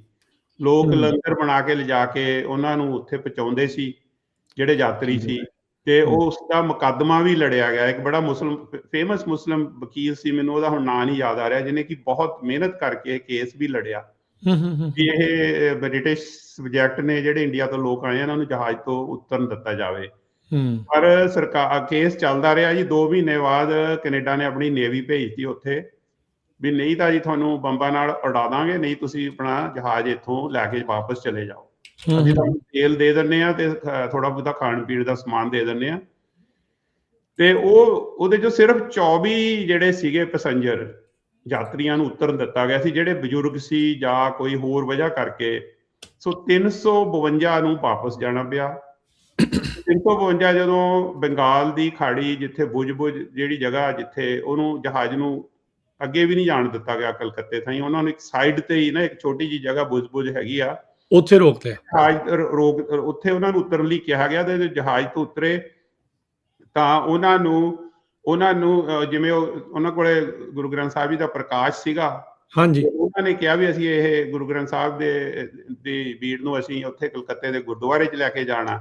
ਸੋ ਉੱਥੇ ਹੁਣ ਇਹ ਬਹੁਤ ਵੱਡੀ ਸਟੋਰੀ ਹੈਗੀ ਆ। ਉੱਥੇ ਜੀ ਬ੍ਰਿਟਿਸ਼ ਨੇ ਗੋਲੀ ਚਲਾਤੀ, ਕਈ ਦਰਜਨਾਂ ਬੰਦੇ ਉੱਥੇ ਸ਼ਹੀਦ ਹੋਏ ਤੇ ਬਾਕੀਆਂ ਨੂੰ ਗ੍ਰਿਫਤਾਰ ਕਰ ਲਿਆ। ਜਿਹੜੇ ਬਾਬਾ ਗੁਰਦਿੱਤ ਸਿੰਘ ਸੀਗੇ ਉਹ ਕਿਸੇ ਤਰ੍ਹਾਂ ਉੱਥੋਂ ਨਿਕਲਣ ਦੇ ਵਿੱਚ ਕਾਮਯਾਬ ਹੋ ਗਏ ਸੀ। ਤੁਹਾਨੂੰ ਇਹ ਗੱਲ ਦਾ ਪਤਾ ਹੋਣਾ ਚਾਹੀਦਾ ਵੀ ਬਾਬਾ ਗੁਰਦਿੱਤ ਸਿੰਘ ਨੇ, ਜੋ ਉਸ ਜ਼ਮਾਨੇ 'ਚ ਇੰਡੀਆ 'ਚ ਕਾਂਗਰਸ ਦੇ ਬਹੁਤ ਪ੍ਰਮੰਨੇ ਲੀਡਰ ਸੀ, ਮੋਹਨਦਾਸ ਗਾਂਧੀ ਜਿਨ੍ਹਾਂ ਨੂੰ ਮਹਾਤਮਾ ਵੀ ਕਿਹਾ ਜਾਂਦਾ, ਉਹਨਾਂ ਨੂੰ ਚਿੱਠੀਆਂ ਵੀ ਲਿਖੀਆਂ ਤੇ ਗਾਂਧੀ ਨੇ ਉਹਨਾਂ ਨੂੰ ਮਿਲਣ ਤੋਂ ਨਾ ਕਰਤੀ ਵੀ ਮੈਂ ਜਿਹੜੇ ਲੋਕ ਹਿੰਸਾ ਕਰਦੇ ਨੇ ਉਹਨਾਂ ਨੂੰ ਮੈਂ ਮਿਲਣਾ ਨਹੀਂ, ਕਿਉਂਕਿ ਉਹਨਾਂ ਨੇ ਕੋਈ ਹਿੰਸਾ ਨਹੀਂ ਸੀ ਕੀਤੀ। ਹਿੰਸਾ ਸਾਰੀ ਬਰਤਾਨਵੀ ਸਰਕਾਰ ਨੇ ਕੀਤੀ ਸੀ। ਸੋ ਇਹ ਥੋੜੀ ਜਿਹੀ ਗੱਲ ਸਮਝਣ ਦੀ ਲੋੜ ਆ ਵੀ ਇਹ 1914 ਦੀ ਗੱਲ ਆ, ਜਦੋਂ ਵਰਲਡ ਵਾਰ 1 ਸ਼ੁਰੂ ਹੋਣ ਵਾਲੀ ਆ। ਹਾਂਜੀ, ਤੇ ਇੰਡੀਆ ਦੀ ਫੌਜ ਦੇ ਵਿੱਚ ਲੱਖਾਂ ਪੰਜਾਬੀ ਫੌਜੀ ਨੇ, ਖਾਸ ਕਰਕੇ ਸਿੱਖ ਤੇ ਮੁਸਲਿਮ ਬਹੁਤ ਵੱਡੀ ਤਾਦਾਦ ਵਿੱਚ ਸੀਗੇ, ਹਿੰਦੂ ਵੀ ਸੀਗੇ, ਹੋਰ ਸਟੇਟਾਂ ਤੋਂ ਸੀ। ਪੰਜਾਬ ਤੋਂ ਜ਼ਿਆਦਾ ਸਿੱਖ ਤੇ ਮੁਸਲਿਮ ਭਾਈਚਾਰਾ ਬਹੁਤ ਵੱਡੀ ਤਾਦਾਦ ਦੇ ਵਿੱਚ ਬ੍ਰਿਟਿਸ਼ ਇੰਡੀਅਨ ਆਰਮੀ ਦੇ ਵਿੱਚ ਸੀਗਾ। ਤੇ ਉਹ ਫੌਜੀਆਂ ਨੂੰ ਬ੍ਰਿਟਿਸ਼ ਦੂਜੇ ਮੁਲਕਾਂ ਨਾਲ ਲੜਨ ਦੇ ਲਈ ਯੂਜ਼ ਕਰਦੇ ਸੀ। ਉਹ ਇਹ ਨਹੀਂ ਸੀ ਚਾਹੁੰਦੇ ਵੀ ਇਹ ਗੱਲ ਦਾ ਪੰਜਾਬ ਦੇ ਵਿੱਚ ਲੋਕਾਂ ਨੂੰ ਪਤਾ ਲੱਗੇ, ਵੀ ਜੇ ਲੋਕਾਂ ਨੂੰ ਪਤਾ ਲੱਗੂਗਾ ਵੀ ਅਸੀਂ ਇਹ ਕੈਨੇਡਾ ਦੇ ਵਿੱਚ ਬ੍ਰਿਟਿਸ਼ ਗਵਰਨਮੈਂਟ ਦੇ ਜਿਹੜਾ ਭਾਈਚਾਰਕ ਸਰਕਾਰ ਨੇ ਇਹ ਪੰਜਾਬ ਦੇ ਲੋਕਾਂ ਨਾਲ ਇੰਨਾ ਮਾੜਾ ਸਲੂਕ ਕੀਤਾ ਤਾਂ ਇਹਦੇ ਨਾਲ ਲੋਕਾਂ 'ਚ ਬਗਾਵਤ ਦੀ ਭਾਵਨਾ ਜਾਗੂਗੀ। ਸੋ ਇਹ ਖਬਰਾਂ ਨੂੰ ਵੀ ਨਹੀਂ ਦਿੱਤਾ ਉੱਥੇ ਤਾਂ ਕਿਸੇ ਨੂੰ, ਇਹ ਖਬਰਾਂ ਨੂੰ ਬਹੁਤ ਦਬਾ ਕੇ ਰੱਖਿਆ ਗਿਆ। ਅੱਛਾ। ਤੇ ਹਾਂਜੀ, ਹੁਣ 1913 ਦੇ ਵਿੱਚ ਆਲਰੇਡੀ ਗਦਰ ਪਾਰਟੀ ਬਣ ਚੁੱਕੀ ਸੀ, ਹਾਂਜੀ, ਆਸਟ੍ਰੇਲੀਆ ਦੇ ਵਿੱਚ। ਤੇ ਹੁਣ ਉਹ ਗਦਰ ਪਾਰਟੀ ਆਲਮੋਸਟ ਕੈਲੀਫੋਰਨੀਆ ਦੇ ਵਿੱਚ ਉਹਨਾਂ ਦੇ ਹੈੱਡਕੁਆਟਰ ਮੂਵ ਹੋ ਗਿਆ, ਸੈਨ ਫਰਾਂਸਿਸਕੋ, ਤੇ ਬਹੁਤੀਆਂ ਗਤੀਵਿਧੀਆਂ ਸਟਾਕਟਨ ਗੁਰੂ ਘਰ 'ਚ ਵੀ ਹੁੰਦੀਆਂ ਸੀ। ਹੁਣ ਇਸ ਚੀਜ਼ ਨੇ, ਜਿਹੜਾ ਇਹ ਇੰਸੀਡੈਂਟ ਹੋਇਆ, ਇਸ ਦੇ ਨਾਲ ਸਾਡੇ ਲੋਕਾਂ ਦੇ ਵਿੱਚ ਬਹੁਤ ਗੁੱਸੇ ਦੀ ਇੱਕ ਲਹਿਰ ਫੈਲੀ। ਅੱਛਾ, ਕੈਨੇਡਾ ਅਮਰੀਕਾ ਅੱਡ ਮੁਲਕ ਸੀ, ਪਰ ਉਹ ਕਾਫੀ ਲੋਕ ਸੀ ਜਿਹੜੇ ਕੈਨੇਡਾ ਤੋਂ ਇੱਧਰ ਵੀ ਆਏ, ਅਮਰੀਕਾ 'ਚ ਵੀ ਇਹ ਦੇਖੋ ਅਸੀਂ ਇਹ ਸਰਕਾਰ ਦੇ ਲਈ ਸਾਡੇ ਜਿਹੜੇ ਭੈਣ ਭਰਾ ਫੌਜ ਦੇ ਵਿੱਚ ਇਹਨਾਂ ਦੀ ਇਮਦਾਦ ਕਰ ਰਹੇ ਨੇ ਤੇ ਇਹਨਾਂ ਨੇ ਸਾਡੇ ਨਾਲ ਆਹ ਕੁਛ ਕੀਤਾ। ਉਹ ਜਿਹੜੇ ਜ਼ਿਆਦਾ ਮਤਲਬ ਜਸ਼ੀਲੇ ਸੀਗੇ, ਉਹ ਕਿਹਾ ਜਾਂਦਾ ਵੀ ਅਮਰੀਕਾ ਤੋਂ ਤਕਰੀਬਨ ਇਹ ਅੱਡ ਬੁੱਕਸ ਦੇ ਵਿੱਚ ਅੱਡ ਨੰਬਰ ਹੈਗਾ। ਮੈਂ ਇਹ ਬੇਨਤੀ ਕਰਾਂਗਾ ਵੀ ਜਿਹੜੇ ਇਤਿਹਾਸ ਦੇ ਨਾਲ ਲੋਕਾਂ ਨੂੰ ਇੰਟਰਸਟ ਹੈਗਾ, ਸਾਨੂੰ ਇਹ ਨਾ ਤੱਥ ਇਕੱਠੇ ਕਰਨੇ ਚਾਹੀਦੇ ਆ। 6 ਤੋਂ 8,000 ਬੰਦਾ ਇੱਥੋਂ ਅਮਰੀਕਾ ਤੋਂ, ਖਾਸ ਕਰਕੇ ਕੈਲੀਫੋਰਨੀਆ ਤੋਂ, ਆਪਣਾ ਸਾਰਾ ਕੁਝ ਸਮਾਨ ਜੋ ਵੀ ਚੀਜ਼ਾਂ ਸੀ ਵਿਚਾਰੇ ਇੱਥੋਂ ਵੇਚ-ਵੂਚ ਕੇ ਉਹ ਵਾਪਸ ਗਏ। ਇਹ ਪਲਾਨ ਕੀਤੀ ਵੀ ਅਸੀਂ ਜਾ ਕੇ ਜੀ ਇੰਡੀਆ ਨੂੰ ਤੇ ਪੰਜਾਬ ਨੂੰ ਬ੍ਰਿਟਿਸ਼ ਤੋਂ ਆਜ਼ਾਦ ਕਰਾਉਣਾ, ਕਿਉਂਕਿ ਇਹ ਸਾਡੇ ਲੋਕਾਂ ਨਾਲ ਧੱਕਾ ਕਰਦੇ ਨੇ। ਇੱਥੇ ਜਿਹੜੇ ਲੀਡਰ ਸੀਗੇ ਅਦਰ ਪਾਰਟੀ ਦੇ, ਜਿਹੜੇ ਨਹੀਂ ਗਏ, ਉਹ ਕਹਿੰਦੇ ਰਹੇ ਵੀ ਅਸੀਂ ਤੁਹਾਨੂੰ ਹਥਿਆਰ ਭੇਜਾਂਗੇ, ਤੁਹਾਡੀ ਅਸੀਂ ਹੈਲਪ ਕਰਾਂਗੇ। ਸਾਡੇ ਜਿਹੜੇ ਬਜ਼ੁਰਗ ਸੀ ਬਹੁਤੇ, ਉਹ ਵਿਚਾਰੇ ਜਜ਼ਬਾਤੀ ਸੀ, ਬੜੇ ਜੋਸ਼ੀਲੇ ਸੀਗੇ, ਪਰ ਉਹਨਾਂ ਨੂੰ ਜੋ ਲੋੜ ਦੀ ਉਹਦਾ ਜੋ ਉਹਨਾਂ ਨੂੰ ਲੋੜ ਸੀਗੀ ਜਾਂ ਹਥਿਆਰਾਂ ਦੀ ਜਾਂ ਹੋਰ ਪ੍ਰੋਪਰ ਗਾਈਡੈਂਸ ਜਿਸ ਲੈਵਲ ਤੇ ਮਿਲਣੀ ਚਾਹੀਦੀ ਸੀ, ਉਹ ਨਹੀਂ ਮਿਲੀ। ਇਹ ਜਿਹੜੇ ਸਾਡੇ ਭੈਣ ਭਰਾ ਸੀ, ਇਹਨਾਂ 'ਚ ਕਰਤਾਰ ਸਿੰਘ ਸਰਾਭਾ, ਆਪਣੇ ਸੋਹਣ ਸਿੰਘ ਭਖਣਾ ਜੀ, ਪੰਡਿਤ ਕਾਂਸੀ ਰਾਮ, ਆਪਣੇ ਇੱਥੇ ਜਿਹੜੇ ਸਟਾਕਟਨ ਗੁਰੂ ਘਰ ਦੇ ਨਾਲ ਸੰਬੰਧਿਤ ਲੀਡਰ ਸੀਗੇ, ਹਾਂਜੀ, ਭਾਈ ਵਿਸਾਖਾ ਸਿੰਘ ਵਗੈਰਾ, ਇਹ ਸਾਰੇ, ਮੈਂ ਸ਼ਾਇਦ 2 ਸੀਗੇ ਉਹਨਾਂ 'ਚ, ਇੱਕ ਗਿਆ ਸੀ, ਇੱਕ ਨਹੀਂ ਸੀ ਗਿਆ, ਜੇ ਮੈਂ ਗਲਤ ਨਾਮ ਦੱਸ ਰਿਹਾ ਹਾਂ। ਇਹ ਵਾਪਸ ਚਲੇ ਗਏ ਸਾਰੇ ਉੱਥੇ। ਉੱਥੇ ਇਹਨਾਂ ਨੂੰ ਪੰਜਾਬ ਦੇ ਵਿੱਚ ਜੋ ਹੋਇਆ ਉਹ ਅੱਡ ਇਤਿਹਾਸ ਆ, ਪੜ੍ਹ ਲਿਆ ਗਿਆ। ਲਾਹੌਰ ਦੇ ਵਿੱਚ ਇੱਕ ਬਹੁਤ ਵੱਡਾ ਮੁਕੱਦਮਾ ਚੱਲਿਆ ਜਿੱਥੇ ਕਿ 42 ਬੰਦਿਆਂ ਨੂੰ ਫਾਂਸੀ ਲਗਾ ਦਿੱਤੀ ਗਈ। ਹਾਂਜੀ, ਉਹ ਇੱਥੋਂ ਹੀ ਗਏ ਸੀ। ਇੱਥੋਂ ਗਏ ਸੀ। ਹਾਂਜੀ, ਤੇ ਉਹਨਾਂ ਵਿੱਚੋਂ ਕਈ 100 ਨੂੰ ਉੱਥੇ ਕਾਲੇ ਪਾਣੀ ਭੇਜ ਦਿੱਤਾ ਗਿਆ। ਤੇ ਉਹ ਮਤਲਬ ਉਹਨਾਂ ਨੇ ਬਹੁਤ ਵੱਡੀ ਘਾਲੀ ਕੀਮਤ ਅਦਾ ਕੀਤੀ। ਉਹ ਦੇਸ਼ ਨੂੰ ਆਜ਼ਾਦ ਕਰਾਉਣਾ ਚਾਹੁੰਦੇ ਸੀ। ਉਹ ਚਾਹੁੰਦੇ ਸੀ ਵੀ ਸਾਡਾ ਇੱਕ ਦੇਸ਼ ਇੱਕ ਸੈਕੂਲਰ ਕੰਟਰੀ ਬਣੇ। ਉਹਨਾਂ 'ਚ ਕੋਈ ਧਾਰਮਿਕ ਵਿਤਕਰਾ ਜਾਂ ਕੋਈ ਨਫ਼ਰਤ ਵਾਲੀ ਗੱਲ ਨਹੀਂ ਸੀ। ਉਹ ਇੱਕ ਸਾਂਝੀਵਾਲਤਾ ਦੀ ਗੱਲ ਕਰਦੇ ਸੀ। ਇਹ ਟੌਪਿਕ ਇੱਕ ਬਹੁਤ ਵੱਡਾ ਹੈਗਾ ਜੋ ਕਿ ਆਪਣੇ ਸਕੋਪ ਤੋਂ ਬਾਹਰ ਆ, ਕਿਉਂਕਿ ਆਪਾਂ ਸਿਰਫ ਅਮਰੀਕਾ ਜਾਂ ਕੈਨੇਡਾ ਦੀ ਹਿਸਟਰੀ ਤਾਂ ਹੀ ਸੀਮਿਤ ਰੱਖਣਾ। ਮੈਂ ਜਿਹੜਾ ਮਤਲਬ ਕਾਮਾਗਾਟਾ ਮਾਰੂ ਦੇ ਇੰਸੀਡੈਂਟ ਦਾ ਜੋ ਮੈਂ ਤੁਹਾਨੂੰ ਇੰਪੈਕਟ ਦੱਸ ਰਿਹਾ ਵੀ ਲੋਕਾਂ ਦੀ ਰੂਹਾਂ ਤੇ ਲੋਕਾਂ ਦੀਆਂ ਸੋਚ ਤੇ ਇਸ ਚੀਜ਼ ਦਾ ਬਹੁਤ ਵੱਡਾ, ਜਿਹੜੇ ਲੋਕ ਸਮਝਦਾਰ ਸੀ ਉਹਨਾਂ ਤੇ ਅਸਰ ਹੋਇਆ ਵੀ ਇਹ ਸਾਡੀ ਹੋਂਦ ਹੈਗੀ ਬਰਤਾਨੀਆ ਸਰਕਾਰ ਦੇ ਰਾਜ ਦੇ ਵਿੱਚ। ਕਈ ਲੋਕਾਂ ਨੂੰ ਤਾਂ ਬਹੁਤ ਵਹਿਮ ਸੀ ਨਾ ਵੀ ਬ੍ਰਿਟਿਸ਼ ਸਾਡੇ ਲਈ ਬਹੁਤ ਚੰਗੇ ਨੇ, ਕਿਉਂਕਿ ਸਾਡੇ ਲੋਕ ਗਲਤ ਪਾਰਟੀਆਂ ਨੂੰ ਸਮਝ ਲੈਂਦੇ ਨੇ ਵੀ ਸਾਡੇ ਲਈ ਬਹੁਤ ਚੰਗੀਆਂ ਨੇ, ਪਰ ਜਦੋਂ ਨਤੀਜੇ ਮਾੜੇ ਨਿਕਲਦੇ ਫੇਰ ਸਮਝ ਆਉਂਦੀ ਉਹਨਾਂ ਨੂੰ। ਸੋ ਇਹ ਉਸ ਤੋਂ ਬਾਅਦ ਇੱਥੇ ਕੀ ਹੋਇਆ, ਇੱਥੇ ਆਪਾਂ ਥੋੜਾ ਜਿਹਾ ਮੈਂ ਤੁਹਾਨੂੰ ਦੱਸਦਾ ਵੀ ਉਦੋਂ ਥਾਈਂ ਜਿਹੜੀ ਅਮਰੀਕਾ ਦੀ ਸਰਕਾਰ ਸੀ ਨਾ, ਉਹ ਕਾਫੀ ਨਿਊਟਰਲ ਸੀਗੀ ਬਾਗੀਆਂ ਦੇ ਲਈ, ਗਦਰ ਪਾਰਟੀ ਲਈ। ਅੱਛਾ, ਉਹ ਇੰਨਾ ਜ਼ਿਆਦਾ ਮਤਲਬ ਦਿਲਚਸਪੀ ਨਹੀਂ ਸੀ ਲੈਂਦੇ। ਇੰਗਲੈਂਡ ਦੀ ਸਰਕਾਰ ਬਹੁਤ ਜ਼ਿਆਦਾ ਜ਼ੋਰ ਪਾ ਰਹੀ ਸੀ ਵੀ ਇਹਨਾਂ ਨੂੰ ਤੁਸੀਂ ਠੱਲ ਪਾਓ ਬਾਗੀਆਂ ਨੂੰ, ਕਿਉਂਕਿ ਅਮਰੀਕਾ ਨੇ ਤੇ ਆਪ ਉਸੇ ਹੀ ਸਾਮਰਾਜ ਤੋਂ ਆਜ਼ਾਦੀ ਲਈ ਸੀ। ਉਹ ਚੀਜ਼ਾਂ ਬਦਲ ਗਈਆਂ ਨਾ। ਇੱਕ ਤਾਂ ਤੁਹਾਨੂੰ ਮੈਂ ਉਹ ਦੱਸਿਆ ਸੀ ਪਿਛਲੀ ਵਾਰੀ ਹੌਪਕਿਨਸਨ ਦਾ ਕੇਸ, ਜਦੋਂ ਕੈਨੇਡਾ ਦੇ ਵਿੱਚ ਹੌਪਕਿਨਸਨ ਦਾ ਕਤਲ ਹੋਇਆ, ਉਹਦੀ ਵਜ੍ਹਾ ਪਿਛਲੀ ਵਾਰੀ ਦੱਸੀ ਸੀ ਵੀ ਉਹਨੇ ਗੁਰਦੁਆਰੇ 'ਚ ਗੋਲੀ ਵੀ ਚਲਵਾਈ ਤੇ ਉਹਦਾ ਰੋਲ ਜਿਹੜਾ ਕਾਮਾਗਾਟਾ ਮਾਰੂ ਇੰਸੀਡੈਂਟ ਦੇ ਵਿੱਚ ਵੀ ਉਹ ਇਮੀਗ੍ਰੇਸ਼ਨ ਅਫੀਸ਼ੀਅਲ ਸੀ ਤੇ ਬਹੁਤ ਮਾੜਾ ਰੋਲ ਸੀ। ਉਹਨੇ ਉਹਦੇ ਉੱਤੇ ਵੀ ਜਹਾਜ਼ ਤੇ ਵੀ ਗੋਲੀ ਚਲਵਾਉਣ ਦੀ ਕੋਸ਼ਿਸ਼ ਕੀਤੀ ਸੀ। ਉਹ ਇੱਕ ਬਹੁਤ ਘਟੀਆ ਸੋਚ ਵਾਲਾ ਇਨਸਾਨ ਸੀ ਜਿਹੜਾ ਕਿ ਬੜੇ, ਉਹਨੇ ਸਾਡੀ ਕਮਿਊਨਿਟੀ ਦੀ, ਉਹਨੂੰ ਬੋਲੀ ਆਉਂਦੀ ਸੀ ਤੇ ਬੜੀ ਉਹ ਇੰਟਰਫੇਰੈਂਸ ਕਰਦਾ ਸੀ। ਜਦੋਂ ਮੇਵਾ ਸਿੰਘ ਨੇ ਉਹਦਾ ਕਤਲ ਕੀਤਾ ਤੇ ਤੁਸੀਂ ਇਹ ਗੱਲ ਸੁਣ ਕੇ ਹੈਰਾਨ ਹੋਵੋਗੇ ਵੀ ਜੌਨ ਹੌਪਕਿਨ ਇੱਕ ਉਹਦਾ ਟਾਈਟਲ ਇੱਕ ਆਮ ਇਮੀਗ੍ਰੇਸ਼ਨ ਅਫੀਸ਼ੀਅਲ ਦਾ ਸੀ। ਹਾਂਜੀ, ਉੱਥੇ ਹਜ਼ਾਰਾਂ ਬੰਦਿਆਂ ਦਾ ਇਕੱਠ ਹੋਇਆ ਜੀ ਵੈਨਕੂਵਰ 'ਚ। ਕੈਨੇਡਾ ਦਾ ਪ੍ਰਾਈਮ ਮਿਨਿਸਟਰ ਵੀ ਆਇਆ ਉੱਥੇ ਹੌਪਕਿਨ ਦੀ ਮੌਤ ਤੇ। ਉੱਥੇ ਕਹਿੰਦੇ 2000 ਬੰਦੇ ਸੀ ਜਿਹੜੇ ਪੁਲਿਸ ਦੇ ਫੌਜ ਦੇ ਉਹਦੇ ਲਈ ਮਾਰਚ ਕਰ ਰਹੇ ਸੀ, ਉਹਦੇ ਫਿਊਨਰਲ ਦੇ ਪ੍ਰੋਸੈਸ਼ਨ ਦੇ ਨਾਲ। ਤੇ ਉੱਥੇ ਜਿਹੜੇ ਪੋਸਟ ਮੇਲਮੈਨ ਵਾਲੇ ਸੀ ਉਹਨਾਂ ਨੂੰ ਵੀ ਉਹਨਾਂ ਨੇ ਸੱਦਿਆ ਸੀ ਵੀ ਬਹੁਤ ਵੱਡਾ ਇੰਪ੍ਰੈਸ਼ਨ ਦਿੱਤਾ ਜਾ ਰਿਹਾ ਸੀ ਕਿਵੇਂ ਬਹੁਤ ਵੱਡਾ ਇਨਸਾਨ ਸੀ, ਇੱਕ ਸ਼ਹੀਦ ਹੋ ਗਿਆ। ਫਿਰ ਉਸ ਤੋਂ ਬਾਅਦ ਮੇਵਾ ਸਿੰਘ ਤੇ ਜਦੋਂ ਕੇਸ ਚੱਲਿਆ, ਮੇਵਾ ਸਿੰਘ ਨੇ ਕੋਰਟ 'ਚ ਆਪਣੇ ਵਕੀਲ ਨੂੰ ਕਿਹਾ ਵੀ ਮੈਂ ਕੋਈ ਵੀ ਆਰਗੂਮੈਂਟ ਨਹੀਂ ਕਰਨੀ, ਨਾ ਕੋਈ ਵਿਟਨੈਸ ਬੁਲਾਉਣੀ ਆ। ਜੋ ਮੈਂ ਕੀਤਾ ਉਹ ਮੈਂ ਵੈਗਰੂ ਦੇ ਕਹਿਣੇ ਤੇ ਇੱਕ ਗਲਤ ਆਦਮੀ ਨੂੰ, ਜਿਹਨੇ ਬਹੁਤ ਮਤਲਬ ਵੀ ਗੁਰੂ ਘਰ ਦੀ ਬੇਇੱਜ਼ਤੀ ਕੀਤੀ ਤੇ ਹੋਰ ਗਲਤ ਕੰਮ ਕੀਤੇ, ਤੇ ਉਸ ਦੀ ਅਸੀਂ ਇਹਨੂੰ ਸਜ਼ਾ ਦਿੱਤੀ ਆ। ਤੇ ਉਹਨੇ ਬੜੀ ਚੜ੍ਹਦੀ ਕਲਾ ਦੇ ਵਿੱਚ ਉਹ ਜੋ ਜੱਜ ਨੇ ਉਹਨੂੰ ਸਜ਼ਾ ਦਿੱਤੀ ਉਹਨੂੰ ਐਕਸੈਪਟ ਕੀਤਾ। ਉਹਨੂੰ ਫਾਂਸੀ ਲੱਗੀ। ਉੱਥੇ ਜਿੱਦਣ ਫਾਂਸੀ ਲੱਗੀ ਕਈ ਸੌ ਬੰਦਾ ਆਪਣੀ ਕਮਿਊਨਿਟੀ ਦਾ ਜੇਲ੍ਹ ਦੇ ਬਾਹਰ ਸੀਗਾ। ਤੇ ਜਦੋਂ ਉਹਦਾ ਸੰਸਕਾਰ ਕੀਤਾ ਗਿਆ, ਕੋਈ ਕਿਹਾ ਜਾਂਦਾ ਵੀ ਕੋਈ 1500 ਦੇ ਕਰੀਬ ਆਪਣੇ ਲੋਕ ਵੀ ਉਹਦੇ ਜਿਹੜੀ ਸਤਿਕਾਰ ਤੇ ਪਹੁੰਚੇ ਵੀ ਸਾਡੀ ਕਮਿਊਨਿਟੀ 'ਚ ਵੀ ਉਹਦੇ ਲਈ ਇੱਕ ਬਹੁਤ ਵੱਡਾ ਸਤਿਕਾਰ ਸੀਗਾ। ਤੇ ਉਹ ਇਸ ਟੌਪਿਕ ਤੇ ਆਪਾਂ ਪਿਛਲੀ ਵਾਰੀ ਵੀ ਗੱਲ ਕੀਤੀ ਸੀ ਵੀ ਮੂਵੀ ਬਣੀ ਸੀ ਜਿਹੜੀ ਕਿ ਤਰਸੇਮ ਜੱਸਰ, ਜਿਹਦੇ 'ਚ ਮੇਨ ਰੋਲ ਉਹਨਾਂ ਨੇ ਮੇਵਾ ਸਿੰਘ ਦਾ ਪਲੇ ਕੀਤਾ। ਤੇ ਇਹ ਮੂਵੀ ਥੀਏਟਰਾਂ 'ਚ ਵੀ ਲੱਗੀ ਸੀ। ਮੈਨੂੰ ਥੋੜੀ ਜਿਹੀ ਮਾਇੂਸੀ ਹੈ ਵੀ ਸਾਡੀ ਕਮਿਊਨਿਟੀ ਨੇ ਇਸ ਮੂਵੀ ਨੂੰ ਇੰਨੀ ਜ਼ਿਆਦਾ ਜਿੰਨੀ ਰਿਸਪੈਕਟ ਜਾਂ ਉਹਨੂੰ ਇੰਪੋਰਟੈਂਸ ਦੇਣੀ ਚਾਹੀਦੀ ਸੀ, ਇਹ ਮੂਵੀ ਉਨੀ ਜ਼ਿਆਦਾ ਲੋਕਾਂ ਨੇ ਨਹੀਂ ਦੇਖੀ। ਮੈਂ ਹੁਣ ਵੀ ਕਹਾਂਗਾ ਜਿਹਨੇ ਨਹੀਂ ਦੇਖੀ ਜ਼ਰੂਰ ਦੇਖਿਓ। ਬਹੁਤ ਸੋਹਣੇ ਤਰੀਕੇ ਦੇ ਨਾਲ ਜੋ ਕਾਮਾਗਾਟਾ ਮਾਰੂ ਦਾ ਇੰਸੀਡੈਂਟ ਆ, ਜਾਂ ਮੇਵਾ ਸਿੰਘ ਲਪੋਕੇ ਉਹਨਾਂ ਦਾ, ਜਿਹੜੇ ਪਿੰਡ ਨੂੰ ਉਹ ਬਿਲੋਂਗ ਕਰਦੇ ਸੀ, ਜੋ ਉਹਨਾਂ ਦੀ ਕੁਰਬਾਨੀ ਸੀ। ਦੇਖੋ ਜੀ ਕਿੱਡੀ ਵੱਡੀ ਕੁਰਬਾਨੀ ਆ। ਨੋਇੰਗਲੀ ਉਹਨਾਂ ਨੇ ਇੱਕ ਬਹੁਤ ਠੀਕ ਆ, ਆਪਾਂ ਐਜ਼ ਅ ਡਾਕਟਰ ਮੈਂ ਵਾਇਲੈਂਸ ਨਹੀਂ ਸਪੋਰਟ ਕਰ ਰਿਹਾ ਮੈਂ, ਪਰ ਇੱਕ ਇਤਿਹਾਸ ਦੇ ਤੱਥ ਦੱਸ ਰਿਹਾ ਹੈਗਾ ਵੀ ਉਹਨੇ ਇੱਕ ਬੰਦੇ ਨੂੰ ਜਿਹਨੇ ਲੋਕਾਂ ਦੇ ਕਤਲ ਕਰਾਏ ਸੀ ਉਹਨੂੰ ਸਜ਼ਾ ਦਿੱਤੀ, ਤੇ ਆਪ ਬੜੀ ਹੱਸਦਾ ਹੱਸਦਾ ਉਹ ਫਾਂਸੀ ਤੇ ਚੜ ਗਿਆ।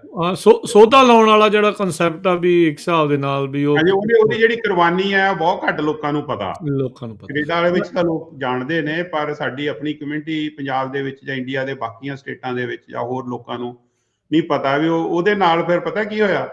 ਹਾਂਜੀ, ਉਹਦੇ ਨਾਲ ਫਿਰ ਜਿਹੜੇ ਆ ਘਟੀਆ ਕੰਮ ਕਰਦੇ ਸੀ ਨਾ ਪੁਲਿਸ ਵਾਲੇ, ਉਹ ਡਰ ਗਏ। ਫਿਰ ਉਹ ਅੱਗੇ ਵਾਂਗੂ ਨਹੀਂ ਜਾ ਕੇ ਏਦਾਂ ਵੀ ਜਿਵੇਂ ਉਹ ਕਰਦਾ ਸੀ ਵੀ ਜਾ ਕੇ ਦਖਲਅੰਦਾਜ਼ੀਆਂ ਜਿਹੜੀਆਂ ਘਟੀਆਂ, ਫਿਰ ਬੰਦ ਹੋ ਗਿਆ, ਠੱਲ ਪੈ ਗਈ ਉਹਨੂੰ। ਡਾਕਟਰ ਸਾਹਿਬ ਮੈਂ ਜਿੰਨੀਆਂ ਕਿ ਤੁਸੀਂ ਦੱਸੀਆਂ ਉਹਦੇ ਵਿੱਚ ਮੈਂ ਥੋੜਾ ਜਿਹਾ ਹੋਰ ਇੱਕ ਦੋ ਚੀਜ਼ਾਂ ਜੇ ਮੈਂ ਐਡ ਕਰ ਦੇਵਾਂ ਜੇ ਇਜਾਜ਼ਤ ਹੋਵੇ ਤਾਂ ਮੈਂ ਜੀ। ਜਿੱਦਾਂ ਤੁਸੀਂ ਦੱਸਿਆ ਵੀ 23 ਮਈ 1914 ਨੂੰ ਇਹ ਜਿਹੜਾ ਕਾਮਾਗਾਟਾ ਮਾਰੂ ਦਾ ਜਹਾਜ਼ ਸੀਗਾ, ਜਿਸ ਤੁਸੀਂ ਦੱਸਿਆ ਵੀ ਉਹ ਸੀਗਾ ਜੂਨ ਦੇ ਵਿੱਚ, ਉਹ ਤੋਂ ਮਹੀਨੇ ਬਾਅਦ ਹੀ ਜਿਹੜੀ ਵਰਲਡ ਵਾਰ ਆ ਉਹ ਸ਼ੁਰੂ ਹੁੰਦੀ ਆ।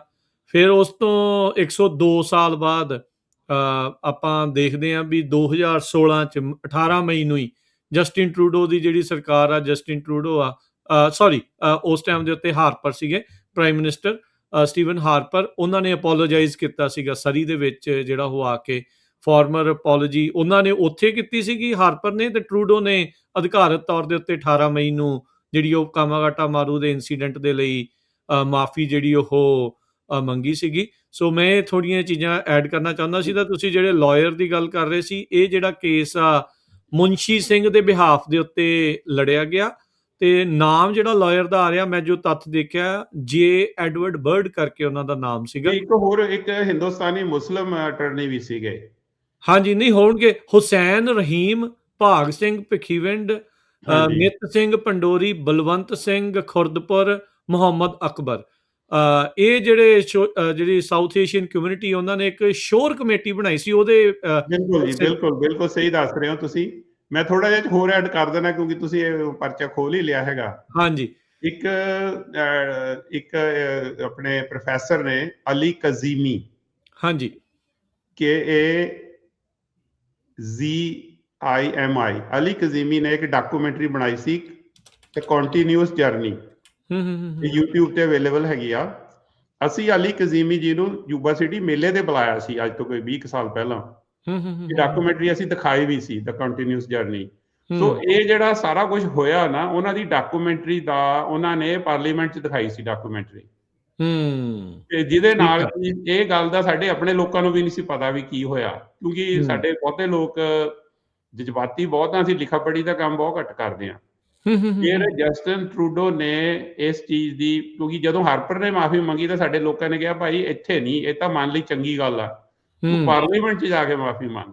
ਸਹੀ ਗੱਲ। ਜਸਟਿਨ ਟਰੂਡੋ ਨੇ ਮੇਰੇ ਖਿਆਲ 2016 ਦੇ ਵਿੱਚ 102 ਸਾਲਾਂ ਬਾਅਦ ਇਹ ਮਾਫੀ ਪਾਰਲੀਮੈਂਟ 'ਚ ਉਹਨਾਂ ਦੀ ਸਪੀਚ ਆ, ਇਹ ਜਾ ਕੇ YouTube ਤੇ ਸੁਣਨ ਵਾਲੀ ਆ। ਤੇ ਮਤਲਬ ਕਿੱਡੀ ਵੱਡੀ ਗੱਲ ਆ, ਜੇ ਕਿਸੇ ਕੌਮ ਨੇ ਜਾਂ ਕਿਸੇ ਦੇਸ਼ ਲਈ ਤਰੱਕੀ ਕਰਨੀ ਆ, ਉਹਨੂੰ ਆਪਣੀਆਂ ਗਲਤੀਆਂ ਤੋਂ ਸਿੱਖਣਾ ਚਾਹੀਦਾ, ਜੋ ਗਲਤੀਆਂ ਦੁਬਾਰਾ ਨਾ ਕੀਤੀਆਂ ਜਾਣ। ਸੋ ਉਹਨਾਂ ਨੇ ਇਹ ਮਾਫੀ ਮੰਗੀ, ਤੇ ਉਹ ਜਿਹੜੀ ਡਾਕੂਮੈਂਟਰੀ ਅਲੀ ਕਜ਼ੀਮੀ ਦੀ, ਮੈਂ ਤੇ ਇੱਕ ਤਰਸੇਮ ਜੱਸਰ ਵਾਲੀ ਮੂਵੀ, ਇਹ ਦੋ ਚੀਜ਼ਾਂ ਨੇ। ਜੇ ਤੁਸੀਂ ਥੋੜਾ ਉਹਨੂੰ ਮੂਵੀ ਦੇ ਰੂਪ 'ਚ ਦੇਖਣਾ ਤਾਂ ਤਰਸੇਮ ਜੱਸਰ ਦੀ ਮੂਵੀ ਹੈਗੀ ਹੈ ਜਿਹੜੀ ਉਹ ਪੰਜਾਬੀ 'ਚ ਹੈਗੀ ਆ।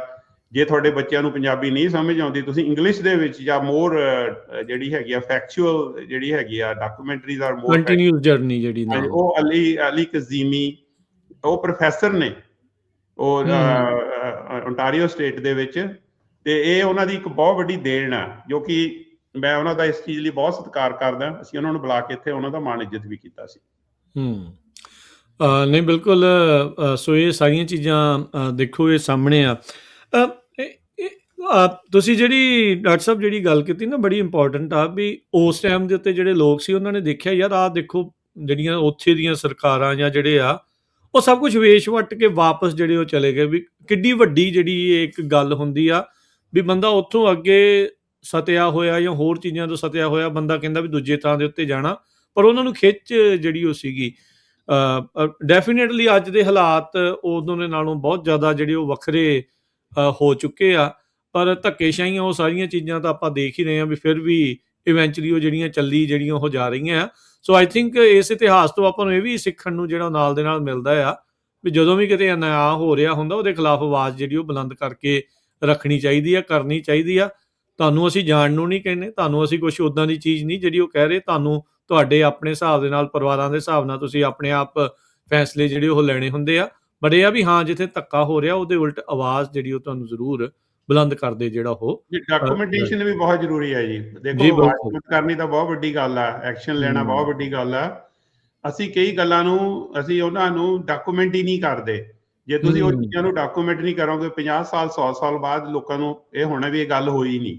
ਕਿਉਂਕਿ ਜਿਹੜੀ ਇੱਕ ਜਨਰੇਸ਼ਨ ਤਾਂ ਯਾਦ ਰੱਖਦੀ ਆ ਓਰਲ ਹਿਸਟਰੀ, ਪਰ ਜਿਹੜੀ ਨੈਕਸਟ ਜਨਰੇਸ਼ਨ ਹੁਣ ਜਿਹੜੇ ਬੱਚੇ ਜਾਂਦੇ ਆ ਨਾ ਕਾਮਾਗਾਟੂ ਮਾਰੂ ਦਾ, ਜੋ ਉੱਥੇ ਉਹਨਾਂ ਨੇ ਇੱਕ ਵੈਂਕੂਵਰ ਦੇ ਸ਼ੋਰ ਤੇ ਉੱਥੇ ਇੱਕ ਸਮਾਰਕ ਬਣਾਇਆ ਹੋਇਆ, ਉੱਥੇ ਜਾ ਕੇ ਤੁਸੀਂ ਰੋਂਦੇ ਹੋ ਜਦੋਂ ਤੁਹਾਨੂੰ ਦੇਖ ਕੇ ਤੁਹਾਡੀਆਂ ਅੱਖਾਂ 'ਚ ਹੰਝੂ ਆ ਜਾਂਦੇ ਆ ਵੀ ਸਾਡੇ ਬਜ਼ੁਰਗਾਂ ਨੇ ਇੰਨੀਆਂ ਮੁਸ਼ਕਲਾਂ ਝੱਲੀਆਂ ਇੱਥੇ ਆਉਣ ਦੇ ਲਈ। ਸੋ ਇਹ ਚੀਜ਼ਾਂ ਨੂੰ ਸਾਂਭਣਾ ਇਹਨਾਂ ਦੀ ਬਹੁਤ ਜ਼ਰੂਰਤ ਆ ਤੇ ਬੱਚਿਆਂ ਨੂੰ ਦੱਸਣਾ ਵੀ ਬੜਾ ਜ਼ਰੂਰੀ ਆ। ਅਸੀਂ ਦੂਜੀਆਂ ਚੀਜ਼ਾਂ ਦੇ ਹਿਸਟਰੀਆਂ ਮਨਾਉਂਦੇ ਆ, ਕਈ ਵਾਰੀ ਆਪਣੀਆਂ ਭੁੱਲ ਜਾਂਦੇ ਆ। ਆਪਣਾ ਇਤਿਹਾਸ ਆ ਉਹ ਤਾਂ ਸਿੱਖਣਾ ਬੜਾ ਜ਼ਰੂਰੀ ਆ ਜੀ। ਜੀ, ਅਨਡਿਜ਼ਾਇਰੇਬਲਸ ਜਿਹੜੇ ਅਲੀ ਕਜ਼ੀਮੀ ਦਾ ਜਿਨ੍ਹਾਂ ਦਾ ਤੁਸੀਂ ਨਾਮ ਜ਼ਿਕਰ ਕਰ ਰਹੇ ਆ, ਉਹਨਾਂ ਨੇ ਕਿਤਾਬ ਵੀ ਲਿਖੀ ਇੱਕ undesirable, white Canada and the Komagata Maru. So I think ਇਹ ਵੀ ਇੱਕ ਇੰਪੋਰਟੈਂਟ ਚੀਜ਼ ਹੋਊਗੀ, ਤਾਂ ਹੀ ਉਹ ਕਿਤਾਬ ਦੇ ਨਾਲ ਜਿਹੜੀ ਤੁਸੀਂ ਵੀਡੀਓ ਦੀ ਗੱਲ ਕਰ ਰਹੇ ਹੋ, ਡਾਕੂਮੈਂਟਰੀ ਦੀ ਗੱਲ ਕਰ ਰਹੇ ਆ, ਵੀ ਉਹ ਵੀ ਉਸ ਦੇ ਵਿੱਚ ਨਾਲ ਸੀਗੀ। ਡਾਕਟਰ ਸਾਹਿਬ ਇੱਥੇ ਦੱਸਿਓ ਵੀ ਹੁਣ ਜਿਸ ਟਾਈਮ ਦੇ ਉੱਤੇ ਸਾਰੇ ਇੰਸੀਡੈਂਟ ਵਾਪਰੇ ਸੀ, ਕਾਮਾਗਾਟਾ ਮਾਰੂ ਦੇ ਨੂੰ ਰੋਕਿਆ ਗਿਆ, ਉੱਥੇ ਇੰਨਾ ਚਿਰ ਰੱਖਿਆ, ਫਿਰ ਵਾਪਸ ਮੋੜਿਆ, ਕਲਕੱਤੇ ਤੋਂ ਪਹਿਲਾਂ ਹੀ ਜਿਹੜਾ ਉਹ ਉਹਨਾਂ ਨੂੰ ਰੋਕ ਲਿਆ ਗਿਆ, ਸਾਰਾ ਕੁਛ। ਉਸੇ ਦਰਮਿਆਨ ਇੱਥੇ ਅਮਰੀਕਾ ਦੇ ਵਿੱਚ ਕੀ ਪੈਰਲਲੀ ਜਿਹੜਾ ਉਹ ਚੱਲ ਰਿਹਾ ਸੀਗਾ? ਪੈਰਲਲ ਤੇ ਇਹੀ ਸੀਗਾ ਜੀ, ਗਦਰ ਪਾਰਟੀ ਇੱਥੇ ਆਰਗੇਨਾਈਜ਼ ਹੋ ਰਹੀ ਸੀ। ਇਸ ਦੇ ਨਾਲ ਗਦਰ ਪਾਰਟੀ ਦੇ ਵਿੱਚ ਇੱਕ ਬਹੁਤ ਵੱਡਾ ਬੂਸਟ ਆਇਆ। ਮਤਲਬ ਧੱਕਾ ਤਾਂ ਪਹਿਲਾਂ ਹੀ ਹੁੰਦਾ ਸੀ, ਆਪਾਂ ਦੱਸਿਆ ਜੋ ਬੈਲਿੰਗਮ ਦਾ ਇੰਸੀਡੈਂਟ ਹੋਇਆ, ਫਿਰ ਸੇਂਟ ਜੌਨ 'ਚ ਹੋਇਆ, ਫਿਰ ਪਾਰਟੀ 1913 'ਚ ਬਣ ਗਈ, ਫਿਰ ਉਹ ਸੈਨ ਫ੍ਰਿਸਕੋ ਆ ਗਈਆਂ ਉਹਨਾਂ ਦੀਆਂ ਐਕਟੀਵਿਟੀਜ਼, ਤੇ ਹੋਰ ਇੰਟੈਲੈਕਚੁਅਲ ਸੀ ਜਿਹੜੇ ਇੰਡੀਆ ਦੇ ਦੂਜੀਆਂ ਸਟੇਟਾਂ ਤੋਂ, ਬੰਗਾਲੀ ਵੀ ਕਈ ਵਿੱਚ ਕਾਫੀ ਸ਼ਾਮਲ ਹੋ ਗਏ ਜਿਹੜੇ ਪੜ੍ਹੇ ਲਿਖੇ ਸੀ। ਸੋ ਹੁਣ ਲੋਕਾਂ ਇਹ ਸੀਗਾ ਵੀ ਹੁਣ ਅਸੀਂ ਵਾਪਸ ਜਾ ਕੇ ਦੇਸ਼ ਨੂੰ ਆਜ਼ਾਦ ਕਰਾਉਣਾ। ਦੂਜੇ ਪਾਸੇ ਇੱਕ ਗਰੁੱਪ ਸੀ ਜਿਹੜਾ ਜਰਮਨ, ਜਿਹੜੀ ਗੌਰਮੈਂਟ ਸੀਗੀ ਜਰਮਨ ਦੀ ਇੰਟੈਲੀਜੈਂਸ ਇੱਥੇ ਅਮਰੀਕਾ ਦੇ ਵਿੱਚ, ਉਹਨਾਂ ਨੂੰ ਇਹ ਸੀਗਾ ਵੀ ਇਹਨਾਂ ਨੂੰ ਹੋਰ ਅਸੀਂ ਭੜਕਾਈਏ ਤੇ ਜਿਹਦੇ ਨਾਲ ਕਿ ਇੰਡੀਆ 'ਚ ਜੇ ਬਗਾਵਤ ਹੋਊਗੀ ਤਾਂ ਫਿਰ ਇੰਡੀਆ ਦੇ ਵਿੱਚ ਜਿਹੜੀ ਬ੍ਰਿਟਿਸ਼ ਗਵਰਨਮੈਂਟ ਆ ਉੱਥੇ ਹੀ ਫਸ ਕੇ ਰਹਿ ਜੂਗੀ। ਉਹ ਉੱਥੋਂ ਜਿਹੜੇ ਇੰਡੀਆ ਤੋਂ ਜਿਹੜੇ ਫੌਜੀ ਨੇ, ਖਾਸ ਕਰਕੇ ਪੰਜਾਬ ਤੋਂ, ਉਹਨਾਂ ਨੂੰ ਯੂਰਪੀਅਨ ਥੀਏਟਰ ਜਾਂ ਜਿੱਥੇ ਲੜਾਈ ਹੋਣੀਆਂ ਨਹੀਂ ਭੇਜੂਗੀ। ਪਹਿਲਾਂ ਅਮਰੀਕਾ ਨਿਊਟਰਲ ਸੀਗਾ, 1914 'ਚ ਲੜਾਈ ਸ਼ੁਰੂ ਹੋਈ, 1916 ਤਾਈਂ ਅਮਰੀਕਾ ਨਿਊਟਰਲ ਰਿਹਾ। ਹਾਂਜੀ। ਉਹ ਪ੍ਰੋਬਲਮ ਕਦੋਂ ਆਈ ਉਹ ਮੈਂ ਤੁਹਾਨੂੰ ਦੱਸਦਾ ਵੀ ਜਦੋਂ ਜਿਹੜਾ ਕਹਿੰਦੇ ਨਾ ਵੀ ਟਾਈਡ ਟਰਨ ਹੋ ਗਈ, ਕਿਉਂ ਆਲਰੇਡੀ ਜਿਹੜਾ ਮੀਡੀਆ ਸੀਗਾ ਉਹ ਬੜਾ ਸਾਡੇ ਉਲਟ ਸੀ। ਤੇ ਮੈਂ ਥੋੜਾ ਜਿਹਾ ਜਾਣਦਾ, ਇੱਕ ਕਾਂਗਰਸਮੈਨ ਰੇਕਰ ਹੋਇਆ, ਰੇਕਰ RAKER, ਉਹ ਸਾਡੇ ਇਲਾਕੇ ਤੋਂ ਹੀ ਸੀਗੇ, ਇੱਥੋਂ ਨਾਰਥ ਤੋਂ। ਉਹਨੇ 1912 ਦੇ ਵਿੱਚ ਇੱਕ ਕਾਨੂੰਨ ਪਾਸ ਕਰਨ ਦੀ ਕੋਸ਼ਿਸ਼ ਕੀਤੀ ਸੀ ਵੀ ਜਿਹੜੇ ਇੰਡੀਆ ਦੇ ਲੋਕ ਨੇ, ਸਾਨੂੰ ਸਾਰਿਆਂ ਨੂੰ ਹਿੰਦੂ ਸੱਦਿਆ ਜਾਂਦਾ ਸੀ, ਹਿੰਦੁਸਤਾਨੀ, ਵੀ ਇਹ ਇੱਥੇ ਰਹਿਣ ਦੇ ਫਿੱਟ ਨਹੀਂ, ਵੀ ਇਹਨਾਂ ਦੀ ਜਿਹੜੀ ਇੱਥੇ ਇਹਨਾਂ ਦਾ ਆਉਣਾ ਬੰਦ ਕਰਤਾ ਜਾਏ। ਉਹਨੇ ਸਾਨੂੰ ਉਹਨਾਂ ਨਾਲ ਕੰਪੇਅਰ ਕੀਤਾ ਸੀ, ਪਾਗਲ ਜਿਹਨੂੰ ਮਿਰਗੀ ਦਾ ਦੌਰਾ ਪੈਂਦਾ ਇੰਡੀਆ ਵਾਲੇ, ਵੀ ਇੰਨਾ ਮਤਲਬ ਮਾੜੇ ਤਰੀਕੇ ਦੇ ਨਾਲ ਉਹ ਇੱਕ ਬਿੱਲ ਇੰਟਰੋਡਿਊਸ ਕਰਨ ਦੀ ਕੋਸ਼ਿਸ਼ ਕੀਤੀ ਸੀ। 1912 ਦੇ ਵਿੱਚ ਪ੍ਰੈਜ਼ੀਡੈਂਟ ਵਿਲਸਨ ਨੇ ਉਹ ਗੱਲ ਨੂੰ ਨਹੀਂ ਸੀ ਮੰਨਿਆ, ਕਿਉਂਕਿ ਉਹਨੇ ਏਸ਼ੀਆ ਵਰਡ ਯੂਜ਼ ਕੀਤਾ ਸੀ, ਇਕੱਲਾ ਇੰਡੀਆ ਨਹੀਂ ਸੀ ਯੂਜ਼ ਕੀਤਾ, ਪਰ ਜ਼ਿਆਦਾ ਉਹਦਾ ਪ੍ਰਭਾਵ ਇੰਡੀਅਨਸ ਤੇ ਹੋਣਾ ਸੀਗਾ। ਸੋ ਐਨੀ ਹਾਊ ਉਹ ਹੁਣ 1916 ਤੇ ਆ ਗਏ ਆਪਾਂ। ਗਦਰ ਜਿਹੜੇ ਬੰਦੇ ਸੀਗੇ ਜੋਸ਼ੀਲੇ ਉਹ ਚਲੇ ਗਏ ਨੇ ਆਲਰੇਡੀ, ਇੰਡੀਆ ਦੇ ਪੜ੍ਹੇ ਵੀ ਗਏ ਆ। 1915 ਦੇ ਵਿੱਚ ਲਾਹੌਰ ਕਨਸਪੀਰੇਸੀ ਟ੍ਰਾਇਲ ਹੋਇਆ ਹੈ ਜੀ, ਜੋ ਆਲਰੇਡੀ ਦੱਸ ਚੁੱਕੇ ਹਾਂ। ਹੁਣ ਉਰੇ ਅਮਰੀਕਾ ਦੇ ਵਿੱਚ ਜਿਹੜੇ ਗਦਰ ਪਾਰਟੀ ਦੇ ਮੈਂਬਰ ਰਹਿ ਗਏ, ਜਾਂ ਖਾਸ ਕਰਕੇ ਜਿਹੜੇ ਜਰਮਨ ਏਜੰਟਸ ਦੇ ਨਾਲ ਜਿਨ੍ਹਾਂ ਦਾ ਲਿੰਕ ਸੀਗਾ, ਉਹਨਾਂ ਨੇ ਇੱਕ ਜਹਾਜ਼ ਖਰੀਦਿਆ ਵੀ ਆਪਾਂ ਨਾ ਇੱਥੋਂ ਹਥਿਆਰ ਖਰੀਦ ਕੇ ਇੰਡੀਆ ਭੇਜਣੇ ਆ। ਉਹਨਾਂ ਨੂੰ ਇਹ ਸੀਗਾ ਇੱਥੇ ਬ੍ਰਿਟਿਸ਼ ਇੰਟੈਲੀਜੈਂਸ ਬਹੁਤ ਹੀ ਐਕਟਿਵ ਸੀ। ਉਹਨਾਂ ਨੇ, ਉਹ ਮੈਂ ਤੁਹਾਨੂੰ ਬਾਅਦ ਚ ਇੰਟਰਸਟਿੰਗ ਗੱਲ ਦੱਸੂਗਾ, ਬ੍ਰਿਟਿਸ਼ ਇੰਟੈਲੀਜੈਂਸ ਬਹੁਤ ਜ਼ਿਆਦਾ ਡਰਦੀ ਸੀਗੀ ਸਾਡੇ ਜਿਹੜੇ ਜੁਝਾਰੂ ਸੀ ਜਾਂ ਗਦਰ ਪਾਰਟੀ ਦੇ ਮੈਂਬਰਾਂ ਤੋਂ, ਵੀ ਇਹ ਜੇ ਇੰਡੀਆ 'ਚ ਆਉਣਗੇ ਤੇ ਇੰਡੀਆ 'ਚ ਲੋਕਾਂ ਨੂੰ ਜਾਗ੍ਰਿਤੀ ਆਊਗੀ ਤਾਂ ਸਾਡੇ ਲਈ ਸਾਂਭਣਾ ਬਹੁਤ ਔਖਾ ਹੋ ਜਾਊਗਾ। ਉਹ ਇੱਥੇ ਕਾਫੀ ਅਮਰੀਕਾ ਦੀ ਗਵਰਨਮੈਂਟ ਦੇ ਇਨਫਲੂਐਂਸ ਪਾਉਂਦੇ ਸੀਗੇ ਵੀ ਤੁਸੀਂ ਇਹਨਾਂ ਨੂੰ ਫੜੋ, ਤੇ ਅਮਰੀਕਾ ਨੇ ਬਹੁਤੀ ਉਹਨਾਂ ਦੀ ਗੱਲ ਨਹੀਂ ਸੀ ਉਦੋਂ ਸੁਣੀ। ਪਰ ਜਦੋਂ 1916 'ਚ ਅਮਰੀਕਾ ਨੇ ਵੀ ਵਰਲਡ ਵਾਰ ਜੁਆਇਨ ਕਰ ਲਈ, ਮਤਲਬ ਇੰਗਲੈਂਡ ਦੀ ਸਾਈਡ ਸੀਗਾ, ਸੋ ਹੁਣ ਨਿਊਟਰੈਲਿਟੀ ਐਕਟ ਜਿਹੜਾ ਸੀਗਾ ਉਹ ਆ ਗਿਆ ਇਸ਼ੂ। ਤੇ ਜਦੋਂ ਇਹਨਾਂ ਨੇ ਸਮੁੰਦਰੀ ਜਹਾਜ਼ ਇੱਕ ਖਰੀਦਿਆ, ਜਿਹੜੇ ਇੱਥੇ ਗਦਰ ਪਾਰਟੀ ਦੇ ਕਾਰਕੁਨ ਪਿੱਛੇ ਰਹਿ ਗਏ ਸੀ ਜਾਂ ਕੁਝ ਜਰਮਨ ਬੰਦੇ ਸੀ, ਇਹਨਾਂ ਦੀ ਪਲਾਨ ਇਹ ਸੀ ਵੀ ਇੱਕ ਟੁੱਟਿਆ ਭੱਜਿਆ ਜਹਾਜ਼ ਇਹਨਾਂ ਨੇ ਖਰੀਦਿਆ ਵੀ ਉਹ ਇੰਟੈਲੀਜੈਂਸ ਦੀ ਨਿਗਾਹ 'ਚ ਨਹੀਂ ਆਊਗਾ, ਵੀ ਜੇ ਅਸੀਂ ਵਧੀਆ ਜਹਾਜ਼ ਖਰੀਦਿਆ, ਹਥਿਆਰ ਰੱਖੇ, ਵੀ ਇਦਾਂ ਦਾ ਜਹਾਜ਼ ਖਰੀਦੀਏ ਜਿਹਦੇ ਬਾਰੇ ਕੋਈ ਬਹੁਤੀ ਮਤਲਬ ਵੀ ਨੌਨ ਡਿਸਕ੍ਰਿਪਟ ਜਿਹਾ ਹੋਵੇ। ਮੈਨੂੰ ਉਹ ਜਹਾਜ਼ ਦਾ ਨਾਂ ਨਹੀਂ ਹੁਣ ਯਾਦ ਆ ਰਿਹਾ। ਉਹ ਜਹਾਜ਼ ਉਹਨਾਂ ਨੇ ਇੱਕ ਛੋਟਾ ਆਈਲੈਂਡ ਸੀਗਾ ਮੈਕਸੀਕੋ ਦੇ ਲਾਗੇ, ਉੱਥੇ ਭੇਜਤਾ। ਅੱਛਾ, ਵੀ ਉਹ ਦੂਜਾ ਇੱਕ ਵੱਡਾ ਜਹਾਜ਼ ਬਾਅਦ 'ਚ ਜਾ ਕੇ ਉੱਥੋਂ ਹਥਿਆਰ ਲੈ ਕੇ ਉਹ ਅੱਗੇ ਚਲੇ ਜਾਊਗਾ। ਉਹ ਹਥਿਆਰ ਮਹੀਨਾ ਆਇਆ ਨਹੀਂ, ਜਿਹੜਾ ਜਹਾਜ਼ ਸੀ ਆਇਆ ਨਹੀਂ। ਉਹ ਜਿਹੜੇ ਬੰਦੇ ਉੱਥੇ ਮਹੀਨਾ ਬੈਠੇ ਰਹੇ ਆਈਲੈਂਡ ਤੇ, ਉਹ ਅੱਕ ਕੇ ਵਾਪਸ ਆ ਗਏ। ਅੱਛਾ, ਜਦੋਂ ਅੱਕ ਕੇ ਵਾਪਸ ਆਏ ਤੇ ਉਹ ਸਿਆਟਲ ਦੇ ਵਿੱਚ ਕਸਟਮਸ ਵਾਲਿਆਂ ਨੇ ਫੜ ਲਿਆ ਉਹਨਾਂ ਨੂੰ, ਹਥਿਆਰਾਂ ਵਾਲਾ ਜਹਾਜ਼। ਹਾਂ, ਉਹ ਫਿਰ ਜਦੋਂ ਇੰਟਰੋਗੇਸ਼ਨ ਹੋਈ ਉਹ ਪਤਾ ਲੱਗ ਗਿਆ ਵੀ ਹਥਿਆਰ ਕਿੱਥੇ ਜਾਣੇ ਸੀ। ਹਾਂ, ਫਿਰ ਉਸ ਦੀ ਬੁਨਿਆਦ ਤੇ ਜਿਹੜੀ ਅਮਰੀਕਾ ਦੀ ਲਾ ਐਨਫੋਰਸਮੈਂਟ ਨੇ ਬਹੁਤ ਬੰਦੇ ਆਪਣੇ ਗ੍ਰਿਫਤਾਰ ਕੀਤੇ। ਇਹ ਕਿਹੜੇ ਸੰਨ ਦੀ ਆਪਾਂ ਗੱਲ ਕਰ ਰਹੇ ਹਾਂ? ਵਰਲਡ ਵਾਰ ਦੇ ਦੌਰਾਨ 16-17 ਦੀ ਗੱਲ ਕਰ ਰਹੇ ਹਾਂ ਜੀ। ਹਾਂ, ਓਕੇ। ਉਦੋਂ ਫਿਰ ਇੱਥੇ ਜਿਹੜਾ ਹਿੰਦੂ ਜਰਮਨ ਜਾਂ ਇੰਡੋ ਜਰਮਨ ਕਨਸਪੀਰੇਸੀ ਟ੍ਰਾਇਲ ਚੱਲਿਆ ਸੈਨ ਫਰਾਂਸਿਸਕੋ ਦੇ ਵਿੱਚ। ਅੱਛਾ, ਜਿਹੜਾ ਉਹ ਟ੍ਰਾਇਲ ਚੱਲਿਆ ਜੀ, ਉਹ ਟ੍ਰਾਇਲ ਦੇ ਉੱਤੇ millions of dollar England the government ਨੇ ਖਰਚਿਆ। ਜਿਹੜਾ ਉਹਦਾ ਵਕੀਲ ਸੀ ਨਾ, ਵੀ ਦੇਖੋ ਉਸ ਜ਼ਮਾਨੇ ਦੇ ਵਿੱਚ ਮਿਲੀਅਨਸ ਆਫ ਡਾਲਰ ਖਰਚੇ ਗਏ। ਵੀ ਉਹ ਨਾ ਇੰਗਲੈਂਡ ਦੀ ਗਵਰਨਮੈਂਟ ਇਹ ਚਾਹੁੰਦੀ ਸੀ ਵੀ ਅਸੀਂ ਅਮਰੀਕਾ ਦੀ ਗਵਰਨਮੈਂਟ ਨੂੰ ਸਾਬਤ ਕਰੀਏ ਵੀ ਇੰਡੀਆ ਵਾਲਿਆਂ ਦਾ ਬਾਣਾ ਇੱਥੇ ਆਉਣਾ ਬੰਦ ਕਰੋ, ਤੁਸੀਂ ਰੋਕ ਦਿਓ, ਸਾਡੇ ਲਈ ਖਤਰਨਾਕ ਨੇ, ਬਾਗੀ ਨੇ। ਤੇ ਨਾਲੇ ਉਹ ਇਹ ਚਾਹੁੰਦੇ ਸੀਗੇ ਵੀ ਜਿਹੜੇ ਇਹਨਾਂ ਨੇ ਨਿਊਟਰੈਲਿਟੀ ਐਕਟ ਬ੍ਰੇਕ ਕੀਤਾ, ਵੀ ਇਹ ਬੰਦਿਆਂ ਨੂੰ ਇੰਡੀਆ 'ਚ ਡਿਪੋਰਟ ਕਰ ਦਿੱਤਾ ਜਾਵੇ। ਫਿਰ ਜਦੋਂ ਉਹ ਟ੍ਰਾਇਲ ਚੱਲਿਆ, ਉਹ ਸੈਨ ਫਰਾਂਸਿਸਕੋ 'ਚ ਬੜਾ ਫੇਮਸ ਟ੍ਰਾਇਲ ਹੈ ਜੀ, ਉਹਦੇ ਬਾਰੇ ਤੁਸੀਂ ਗੂਗਲ ਕਰਕੇ ਜਿੰਨਾ ਮਰਜ਼ੀ ਪੜ੍ਹ ਲਓ। ਹਿੰਦੂ ਜਰਮਨ ਕਨਸਪੀਰੇਸੀ ਟ੍ਰਾਇਲ ਹੈ ਨਾਮ ਇਸ ਟ੍ਰਾਇਲ ਬਾਰੇ। ਜਿਹੜਾ ਮਿਲਰ ਦੀ ਕਿਤਾਬ 'ਚ ਕਾਫੀ ਕੁਝ ਲਿਖਿਆ ਹੋਇਆ, ਬਹੁਤ ਵਧੀਆ ਉਹਨਾਂ ਨੇ ਲਿਖਿਆ ਕੀ ਹੋਇਆ ਕੋਰਟ ਦੇ ਵਿੱਚ। ਕੋਰਟ ਦੀ ਇੱਕ ਸਟੋਰੀ ਹੈ ਜੀ, ਉੱਥੇ ਜਿਹੜਾ ਮੇਨ ਉਦੋਂ ਲੀਡਰ ਸੀਗਾ ਗਦਰ ਪਾਰਟੀ ਦਾ, ਉਹਦਾ ਨਾਮ ਚੰਦਰਾ ਸੀਗਾ। ਠੀਕ ਹੈ। ਤੇ ਉਹ ਕੁਝ ਬੰਦਿਆਂ ਨੂੰ ਸ਼ੱਕ ਹੋ ਗਈ ਵੀ ਇਹ ਜਿਹੜੇ ਫੰਡਸ ਨੂੰ ਠੀਕ ਤਰੀਕੇ ਨਾਲ ਨਹੀਂ ਕਰ ਰਿਹਾ ਇਸਤੇਮਾਲ। ਤੇ ਇੱਕ ਰਾਮ ਸਿੰਘ ਸੀ ਬੰਦਾ, ਉਹਨੇ ਉਹਨੂੰ ਕੋਰਟ ਵਿੱਚ ਜਾ ਕੇ ਗੋਲੀ ਮਾਰਤੀ।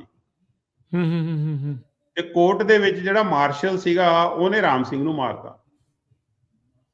ਤੇ ਰਾਮ ਸਿੰਘ ਦੀ ਇੱਕ ਗਰਲਫ੍ਰੈਂਡ ਸੀ ਅਮਰੀਕਨ, ਉਹਨੇ ਬਾਅਦ 'ਚ ਖੁਦਕੁਸ਼ੀ ਕਰ ਲਈ ਜਦੋਂ ਰਾਮ ਸਿੰਘ ਦੀ ਡੈਥ ਹੋਈ। ਮਤਲਬ it's a sad story but it's a very complicated story. ਤਾਂ ਫਿਰ 29 ਬੰਦਿਆਂ ਨੂੰ ਸਜ਼ਾ ਹੋਈ, ਪਰ ਸਜ਼ਾ ਬੜੀ ਨਰਮ ਹੋਈ। ਮਤਲਬ ਕੁਝ ਮਹੀਨਿਆਂ ਤੋਂ ਲੈ ਕੇ 2 ਸਾਲ ਤਾਈਂ ਸਜ਼ਾ ਹੋਈ। ਉਹਨਾਂ ਨੇ ਕਿਸੇ ਨੂੰ ਅਮਰੀਕਾ ਵਾਲਿਆਂ ਨੇ ਡਿਪੋਰਟ ਵੀ ਨਹੀਂ ਕੀਤਾ। ਸੋ ਫਿਰ ਉਹਦੇ ਨਾਲ ਇਹ ਹੋਇਆ ਵੀ ਇੰਡੀਆ ਦੇ ਵਿੱਚ ਇਹ ਗੱਲ ਬੜੀ ਸਮਝਣ ਵਾਲੀ ਹੈਗੀ ਹੈ। ਲੋਕ ਕਈ ਵਾਰੀ ਅਸੀਂ ਲਿੰਕ ਨਹੀਂ ਕਰਦੇ। ਜਿਹੜਾ ਪੰਜਾਬ ਦਾ ਹੋਮ ਸੈਕਟਰੀ ਸੀ, ਹੋਮ ਸੈਕਟਰੀ ਉਹ ਹੁੰਦਾ ਜਿਹੜਾ law and order the incharge ਹੁੰਦਾ, ਸਮਝਦੇ ਹੋ ਨਾ? ਹਾਂਜੀ ਜੀ। ਉਹ ਸੀਗਾ ਡਵਾਇਰ। ਡਾਇਰ ਤਾਂ ਸੀ ਜਨਰਲ ਜਿਹਨੇ 1919 ਚ ਜਲਿਆਂਵਾਲਾ ਬਾਗ ਵਾਲੇ ਦਿਨ, ਵਿਸਾਖੀ ਵਾਲੇ ਦਿਨ ਗੋਲੀ ਚਲਾਈ ਸੀ। ਜਿਹੜਾ ਡਵਾਇਰ ਸੀਗਾ ਉਹਦਾ ਬੌਸ ਸੀਗਾ, ਜਿਹਦੇ ਕਿਉਂਕਿ ਕੋਈ ਵੀ ਜਿਹੜਾ ਅਫਸਰ ਆ ਉਹ ਹੋਮ ਸੈਕਟਰੀ ਜਾਂ ਹੋਮ ਮਿਨਿਸਟਰ ਨੂੰ ਆਨਸਰੇਬਲ ਹੁੰਦਾ। ਸੋ ਇਹ ਉਦੋਂ ਜਦੋਂ ਸਾਰਾ ਕੁਝ ਇੱਥੇ ਚੱਲ ਰਿਹਾ ਸੀ, ਬਾਅਦ ਦੇ ਵਿੱਚ ਉਹ ਪੰਜਾਬ ਦਾ ਲੈਫਟੀਨੈਂਟ ਗਵਰਨਰ ਬਣ ਗਿਆ ਉਹ ਡਵਾਇਰ, ਜਿਹਨੇ ਆਰਡਰ ਦਿੱਤਾ ਸੀ ਗੋਲੀ ਚਲਾਉਣ ਦਾ। ਉਹਦਾ ਮਕਸਦ ਇਹੀ ਸੀਗਾ ਵੀ ਇਹ, ਕਿਉਂਕਿ ਮੋਸਟਲੀ ਜਿਹੜੇ ਉੱਥੇ ਜਲਿਆਂਵਾਲੇ ਬਾਗ ਦੇ ਵਿੱਚ ਵੀ ਜਿਹੜਾ ਇੰਸੀਡੈਂਟ ਹੋਇਆ ਉਹ ਸਾਰਾ ਗਦਰ ਪਾਰਟੀ ਦਾ ਹੀ ਉੱਥੇ ਦੇ ਲੋਕਾਂ ਤੇ ਇਨਫਲੂਐਂਸ ਸੀਗਾ। ਇੱਕ ਜਾਗਰਤੀ ਲੋਕਾਂ 'ਚ ਆ ਗਈ ਸੀ ਆਜ਼ਾਦੀ ਦੇ ਲਈ। ਸਮਝਾਈ ਨਾ ਤੁਹਾਨੂੰ? ਸੋ ਜੋ 1919 ਚ ਜਾ ਕੇ ਹੋਇਆ, ਥੋੜੇ ਦੇਖੋ ਪਹਿਲਾਂ ਲਾਹੌਰ 'ਚ ਬੰਦਿਆਂ ਨੂੰ ਫਾਂਸੀ ਲੱਗਦੀ ਆ, ਫਿਰ ਇੱਥੇ ਟ੍ਰਾਇਲ ਚੱਲਦਾ, ਨੈਚੁਰਲੀ ਉਹ ਚੀਜ਼ਾਂ ਦਾ ਲੋਕਾਂ ਦੇ ਵਿੱਚ ਅਸਰ ਪੈਂਦਾ। ਤੇ ਫਿਰ ਉਹ 1919 ਦਾ ਜਿਹੜਾ ਇੰਸੀਡੈਂਟ ਹੋਇਆ ਉਹ ਇੱਕ ਲੈਸਨ ਸਿਖਾਉਣਾ ਚਾਹੁੰਦੇ ਸੀ ਸਾਡੇ ਲੋਕ, ਇਹ ਬਗਾਵਤ ਦੀ ਗੱਲ ਨਾ ਕਰਨ ਜਾਂ ਆਜ਼ਾਦੀ ਦੀ ਗੱਲ ਨਾ ਕਰਨ। ਉੱਥੇ ਹਜ਼ਾਰਾਂ ਬੇਕਸੂਰ ਲੋਕਾਂ ਨੂੰ ਮਾਰਿਆ ਗਿਆ, ਪਰ ਉਸ ਚੀਜ਼ ਦਾ ਵਰਲਡ ਲੈਵਲ ਤੇ ਬਹੁਤ ਨੈਗੇਟਿਵ ਅਸਰ ਪਿਆ ਬ੍ਰਿਟਾਨੀਆ ਦੀ ਸਰਕਾਰ ਤੇ। ਤੇ ਉਹ ਸੇਮ ਬੰਦੇ ਨੂੰ ਲੈਫਟੀਨੈਂਟ ਗਵਰਨਰ ਉਡਵਾਇਰ ਨੂੰ ਉਦਮ ਸਿੰਘ ਨੇ 1939 ਦੇ ਵਿੱਚ ਫਿਰ ਜਾ ਕੇ ਲੰਡਨ ਦੇ ਵਿੱਚ ਬ੍ਰਿਕਸ ਹਾਲ ਦੇ ਵਿੱਚ ਜਾ ਕੇ ਉਹਦਾ ਕਤਲ ਕੀਤਾ ਸੀ। ਤੇ ਉਦਮ ਸਿੰਘ ਅਮਰੀਕਾ ਵੀ ਆਇਆ ਸੀ। ਇਹ ਗੱਲ ਆਪਾਂ ਬਾਅਦ ਚ ਕਰਾਂਗੇ, ਵੈਲੀ ਦੀ ਗੱਲ ਕਰੋਗੇ ਨਾ। ਸੋ ਤੁਸੀਂ ਦੇਖੋ ਡਾਕਟਰ ਸਾਹਿਬ ਵੀ ਕਿੱਦਾਂ ਇਹ ਹਿਸਟੋਰੀਕਲ ਇਵੈਂਟਸ ਕਿੱਦਾਂ ਆਪਸ ਦੇ ਵਿੱਚ ਓਬਵੀਅਸਲੀ ਇਹ ਜਿਹੜੀਆਂ ਕਨੈਕਟਡ ਆ, ਵਨ ਲੀਡਸ ਟੂ ਅਨਦਰ, ਇੱਕ ਤੋਂ ਬਾਅਦ ਇੱਕ ਕਿੱਦਾਂ ਜਿਹੜਾ ਉਹ ਚੱਲਦਾ ਆ, ਫਿਰ ਆਪਾਂ ਜਿਹੜਾ ਉੱਥੇ ਜਿਹੜਾ ਉਹ ਪਹੁੰਚਦੇ ਆ। ਸੋ ਬੜੀ ਇੰਟਰਸਟਿੰਗ ਜਿਹੜੀਆਂ ਸਟੋਰੀਜ਼ ਆ। ਆਪਾਂ ਚਲੋ ਧੰਨਵਾਦ ਆ ਤੁਹਾਡਾ ਵੀ ਤੁਸੀਂ ਇਹ ਜਿਹੜੀ ਇੱਕ ਇਨਫੋਰਮੇਸ਼ਨ ਸਾਰੀ ਆਪਣੇ ਪਲੇਟਫਾਰਮ ਦੇ ਜ਼ਰੀਏ, ਪੰਜਾਬੀ ਰੇਡੀਓ USA ਦੇ ਜ਼ਰੀਏ ਆਪਣੇ ਸਰੋਤਿਆਂ ਤੱਕ, ਦਰਸ਼ਕਾਂ ਤੱਕ ਲੈ ਕੇ ਆ ਰਹੇ ਹਾਂ। ਤੇ ਇਹ ਜ਼ਰੂਰੀ ਆ ਵੀ ਆਪਾਂ ਨੂੰ ਆਪਣੀਆਂ ਰੂਟਸ ਜਿਹੜੀਆਂ ਆਪਾਂ ਕਹਿੰਦੇ ਨਾ ਵੀ ਆਪਾਂ ਪੰਜਾਬ ਨਹੀਂ ਭੁੱਲਣਾ ਚਾਹੀਦਾ, ਇੱਥੇ ਵੀ ਨਹੀਂ ਭੁੱਲਣਾ ਚਾਹੀਦਾ ਵੀ ਆਪਾਂ ਇੱਥੇ ਕੀ ਕੁਛ ਘਾਲਣਾ। ਜਿਹੜੇ ਤੁਹਾਨੂੰ ਜਿਹੜੇ ਫਾਈਨਲ ਗੱਲ ਦੱਸ ਰਹੇ ਆ ਨਾ, ਹੁਣ ਹੋਇਆ ਕੀ, ਹਾਂ, ਜਦੋਂ ਜਿਹੜੀ ਹਿੰਦੂ ਜਰਮਨ ਟ੍ਰਾਇਲ ਕਨਸਪੀਰੇਸੀ ਦੇ ਵਿੱਚ ਕਨਵਿਕਸ਼ਨ ਹੋ ਗਈਆਂ, ਫਿਰ ਜਿਹੜੀ ਬਰਤਾਨੀਆ ਦੀ ਸਰਕਾਰ ਨੇ ਅਮਰੀਕਾ ਦੀ ਸਰਕਾਰ ਨੂੰ ਕਨਵਿੰਸ ਕਰਤਾ ਵੀ ਇਹ ਬੰਦੇ ਤੁਹਾਡੇ ਜਿਹੜੇ ਸਾਡੇ ਇੱਥੇ ਆ ਕੇ, ਸਾਡੇ ਮੁਲਕ ਦੇ ਬੰਦੇ ਆ ਕੇ ਇੱਥੇ ਆ ਕੇ ਬਾਗੀ ਬਣਦੇ ਨੇ। ਫਿਰ ਏਸ਼ੀਆਟਿਕ ਬਾਰਡ ਜ਼ੋਨ ਲਾ ਬਣਿਆ ਜੀ, ਅੱਛਾ, 1917 ਦੇ ਵਿੱਚ। ਉਸ ਤੋਂ ਬਾਅਦ ਇੰਡੀਆ ਤੋਂ ਬਿਲਕੁਲ ਇਮੀਗ੍ਰੇਸ਼ਨ ਬੰਦ ਹੋ ਗਈ, ਜ਼ੀਰੋ ਹੋ ਗਈ। ਕਿੰਨੇ ਸਾਲ ਪਹਿਲਾਂ ਬੰਦੇ ਆਉਂਦੇ ਸੀ, ਪਹਿਲਾਂ 1917 ਤੋਂ ਹੀ ਬੰਦੇ ਆਏ ਇੰਡੀਆ ਤੋਂ, ਸਿਟੀਜ਼ਨ ਨਹੀਂ ਸੀ ਬਣ ਸਕਦੇ ਪਰ ਇੱਥੇ ਲੀਗਲੀ ਰਹਿ ਸਕਦੇ ਸੀ, ਕੰਮ ਕਰ ਸਕਦੇ ਸੀ। ਬੇਸ਼ੱਕ ਉਹਨਾਂ ਨੂੰ ਵੋਟ ਪਾਉਣ ਦਾ ਹੱਕ ਨਹੀਂ ਸੀ, ਪ੍ਰਾਪਰਟੀ ਖਰੀਦਣ ਦਾ ਹੱਕ ਨਹੀਂ ਸੀ। ਮੈਂ ਉੱਤੇ ਵੀ ਸਟੋਰੀ ਬਹੁਤ ਵੱਡੀ ਆ ਵੀ ਉਹ ਜਿਹੜੇ ਬੰਦੇ ਪ੍ਰਾਪਰਟੀ ਨਹੀਂ ਸੀ ਖਰੀਦਦੇ ਉਹ ਕਿੱਦਾਂ ਕੰਮ ਕਰਦੇ ਸੀ। ਉਹ ਪਾਕਰ ਸਿੰਘ ਗਿੱਲ ਦੀ ਇੱਕ ਸਟੋਰੀ ਆ ਜਿਹੜੀ ਉਹਤੇ ਪੂਰੀ ਕਿਤਾਬ ਲਿਖੀ ਹੋਈ ਆ। ਮੈਂ ਤੁਹਾਨੂੰ ਉਹਦੀ ਛੋਟੀ ਸਟੋਰੀ ਦੱਸਾਂਗਾ ਜਦੋਂ ਤੁਸੀਂ ਆਖੋਗੇ।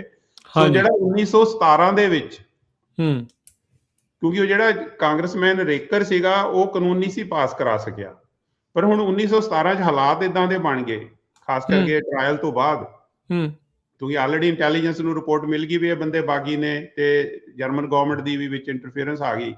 ਤਾਂ ਸਾਡੇ ਤੇ ਇੱਕ ਲੈਵਲ ਲੱਗ ਗਿਆ ਵੀ ਇਹ ਬਾਗੀ ਨੇ ਤੇ ਇਹ ਬਰਤਾਨੀਆ ਦੀ ਸਰਕਾਰ ਨੂੰ ਇਹ ਓਵਰਥਰੋ ਕਰਨਾ ਚਾਹੁੰਦੇ ਆ।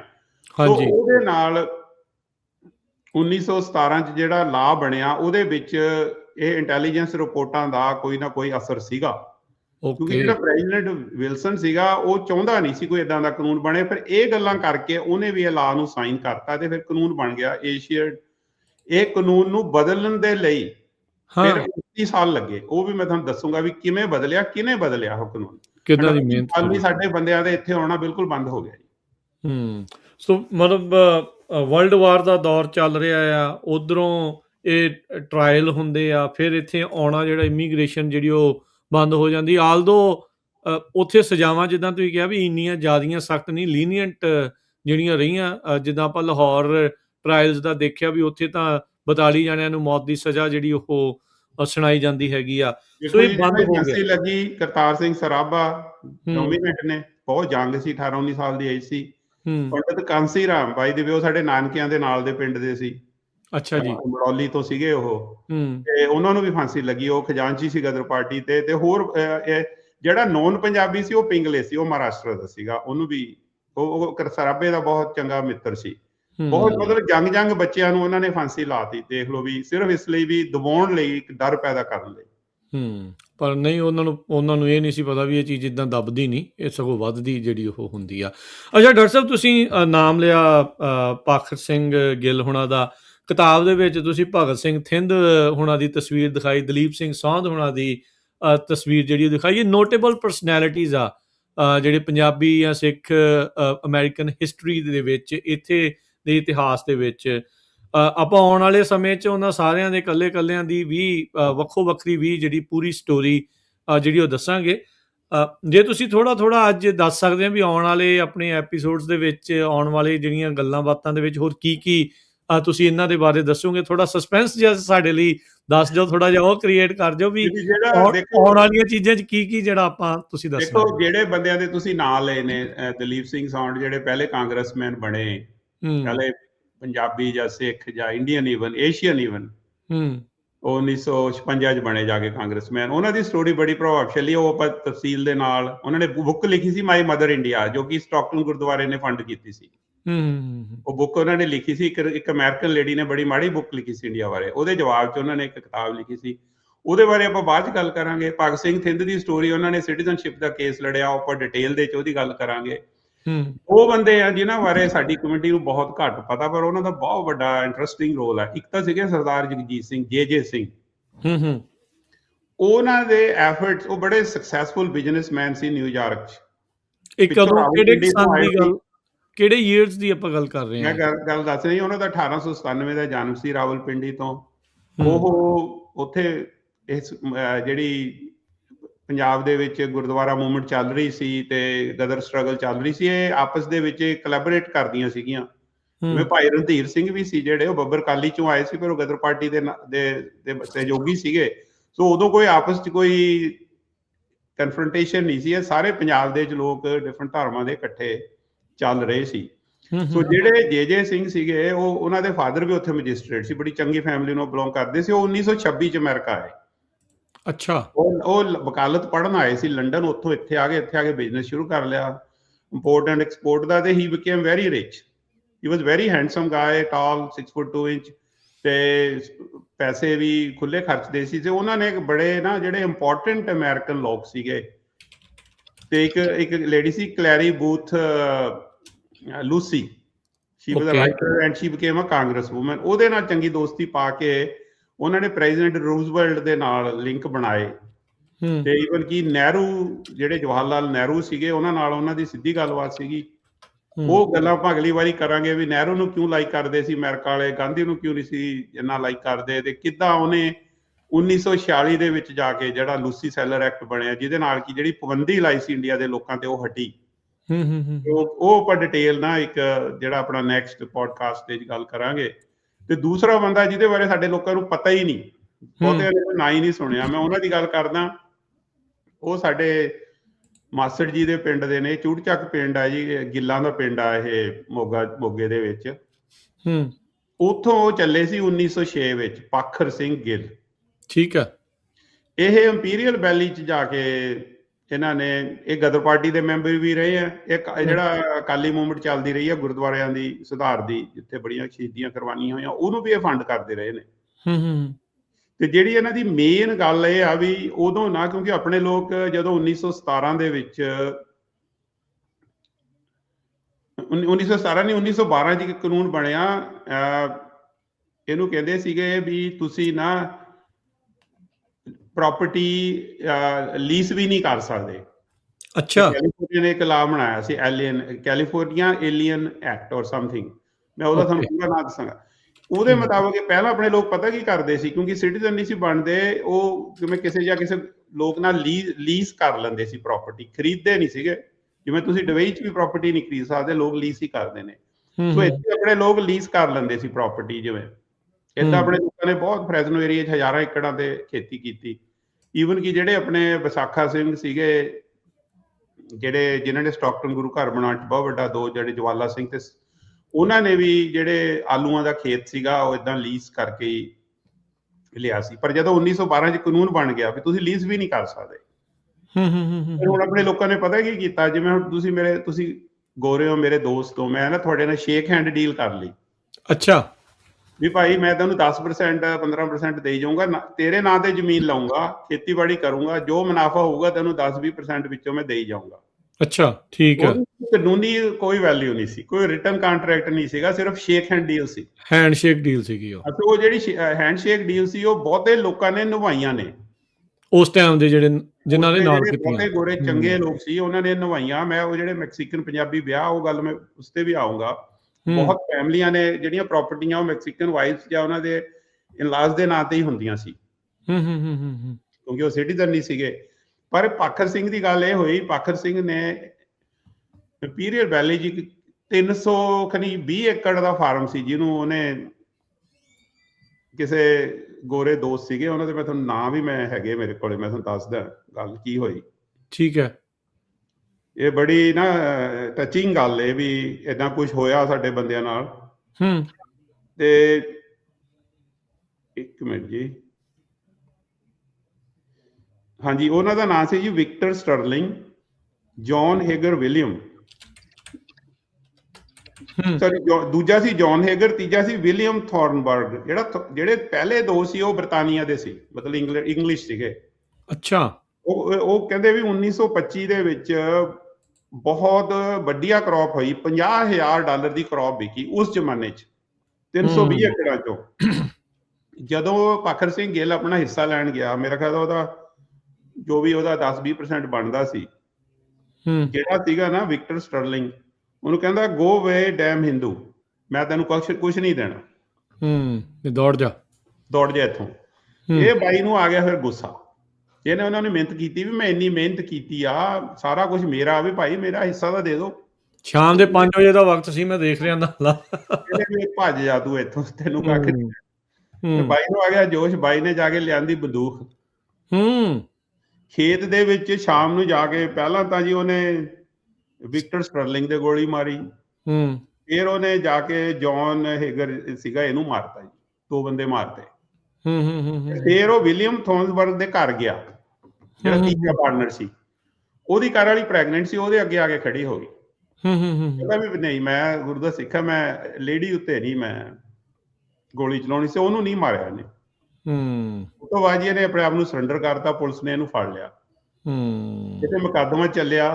ਤੁਸੀਂ ਬਿਲੀਵ ਨਹੀਂ ਕਰੋਗੇ ਵੀ ਕਿਸੇ ਵੀ ਬੰਦੇ ਨੇ ਉੱਥੇ ਮੈਕਸੀਕਨ ਜਿਹੜੇ ਵਰਕਰ ਸੀ ਉਹਨਾਂ ਦੇ ਸਾਹਮਣੇ ਇੰਸੀਡੈਂਟ ਹੋਇਆ ਸੀ, ਉਹ ਕਿਸੇ ਨੇ ਇਹਦੇ ਖਿਲਾਫ ਗਵਾਹੀ ਨਹੀਂ ਦਿੱਤੀ। ਉਹ ਇਹਨੂੰ ਰੋਬਨ ਹੁੱਡ ਸਮਝਦੇ ਸੀ।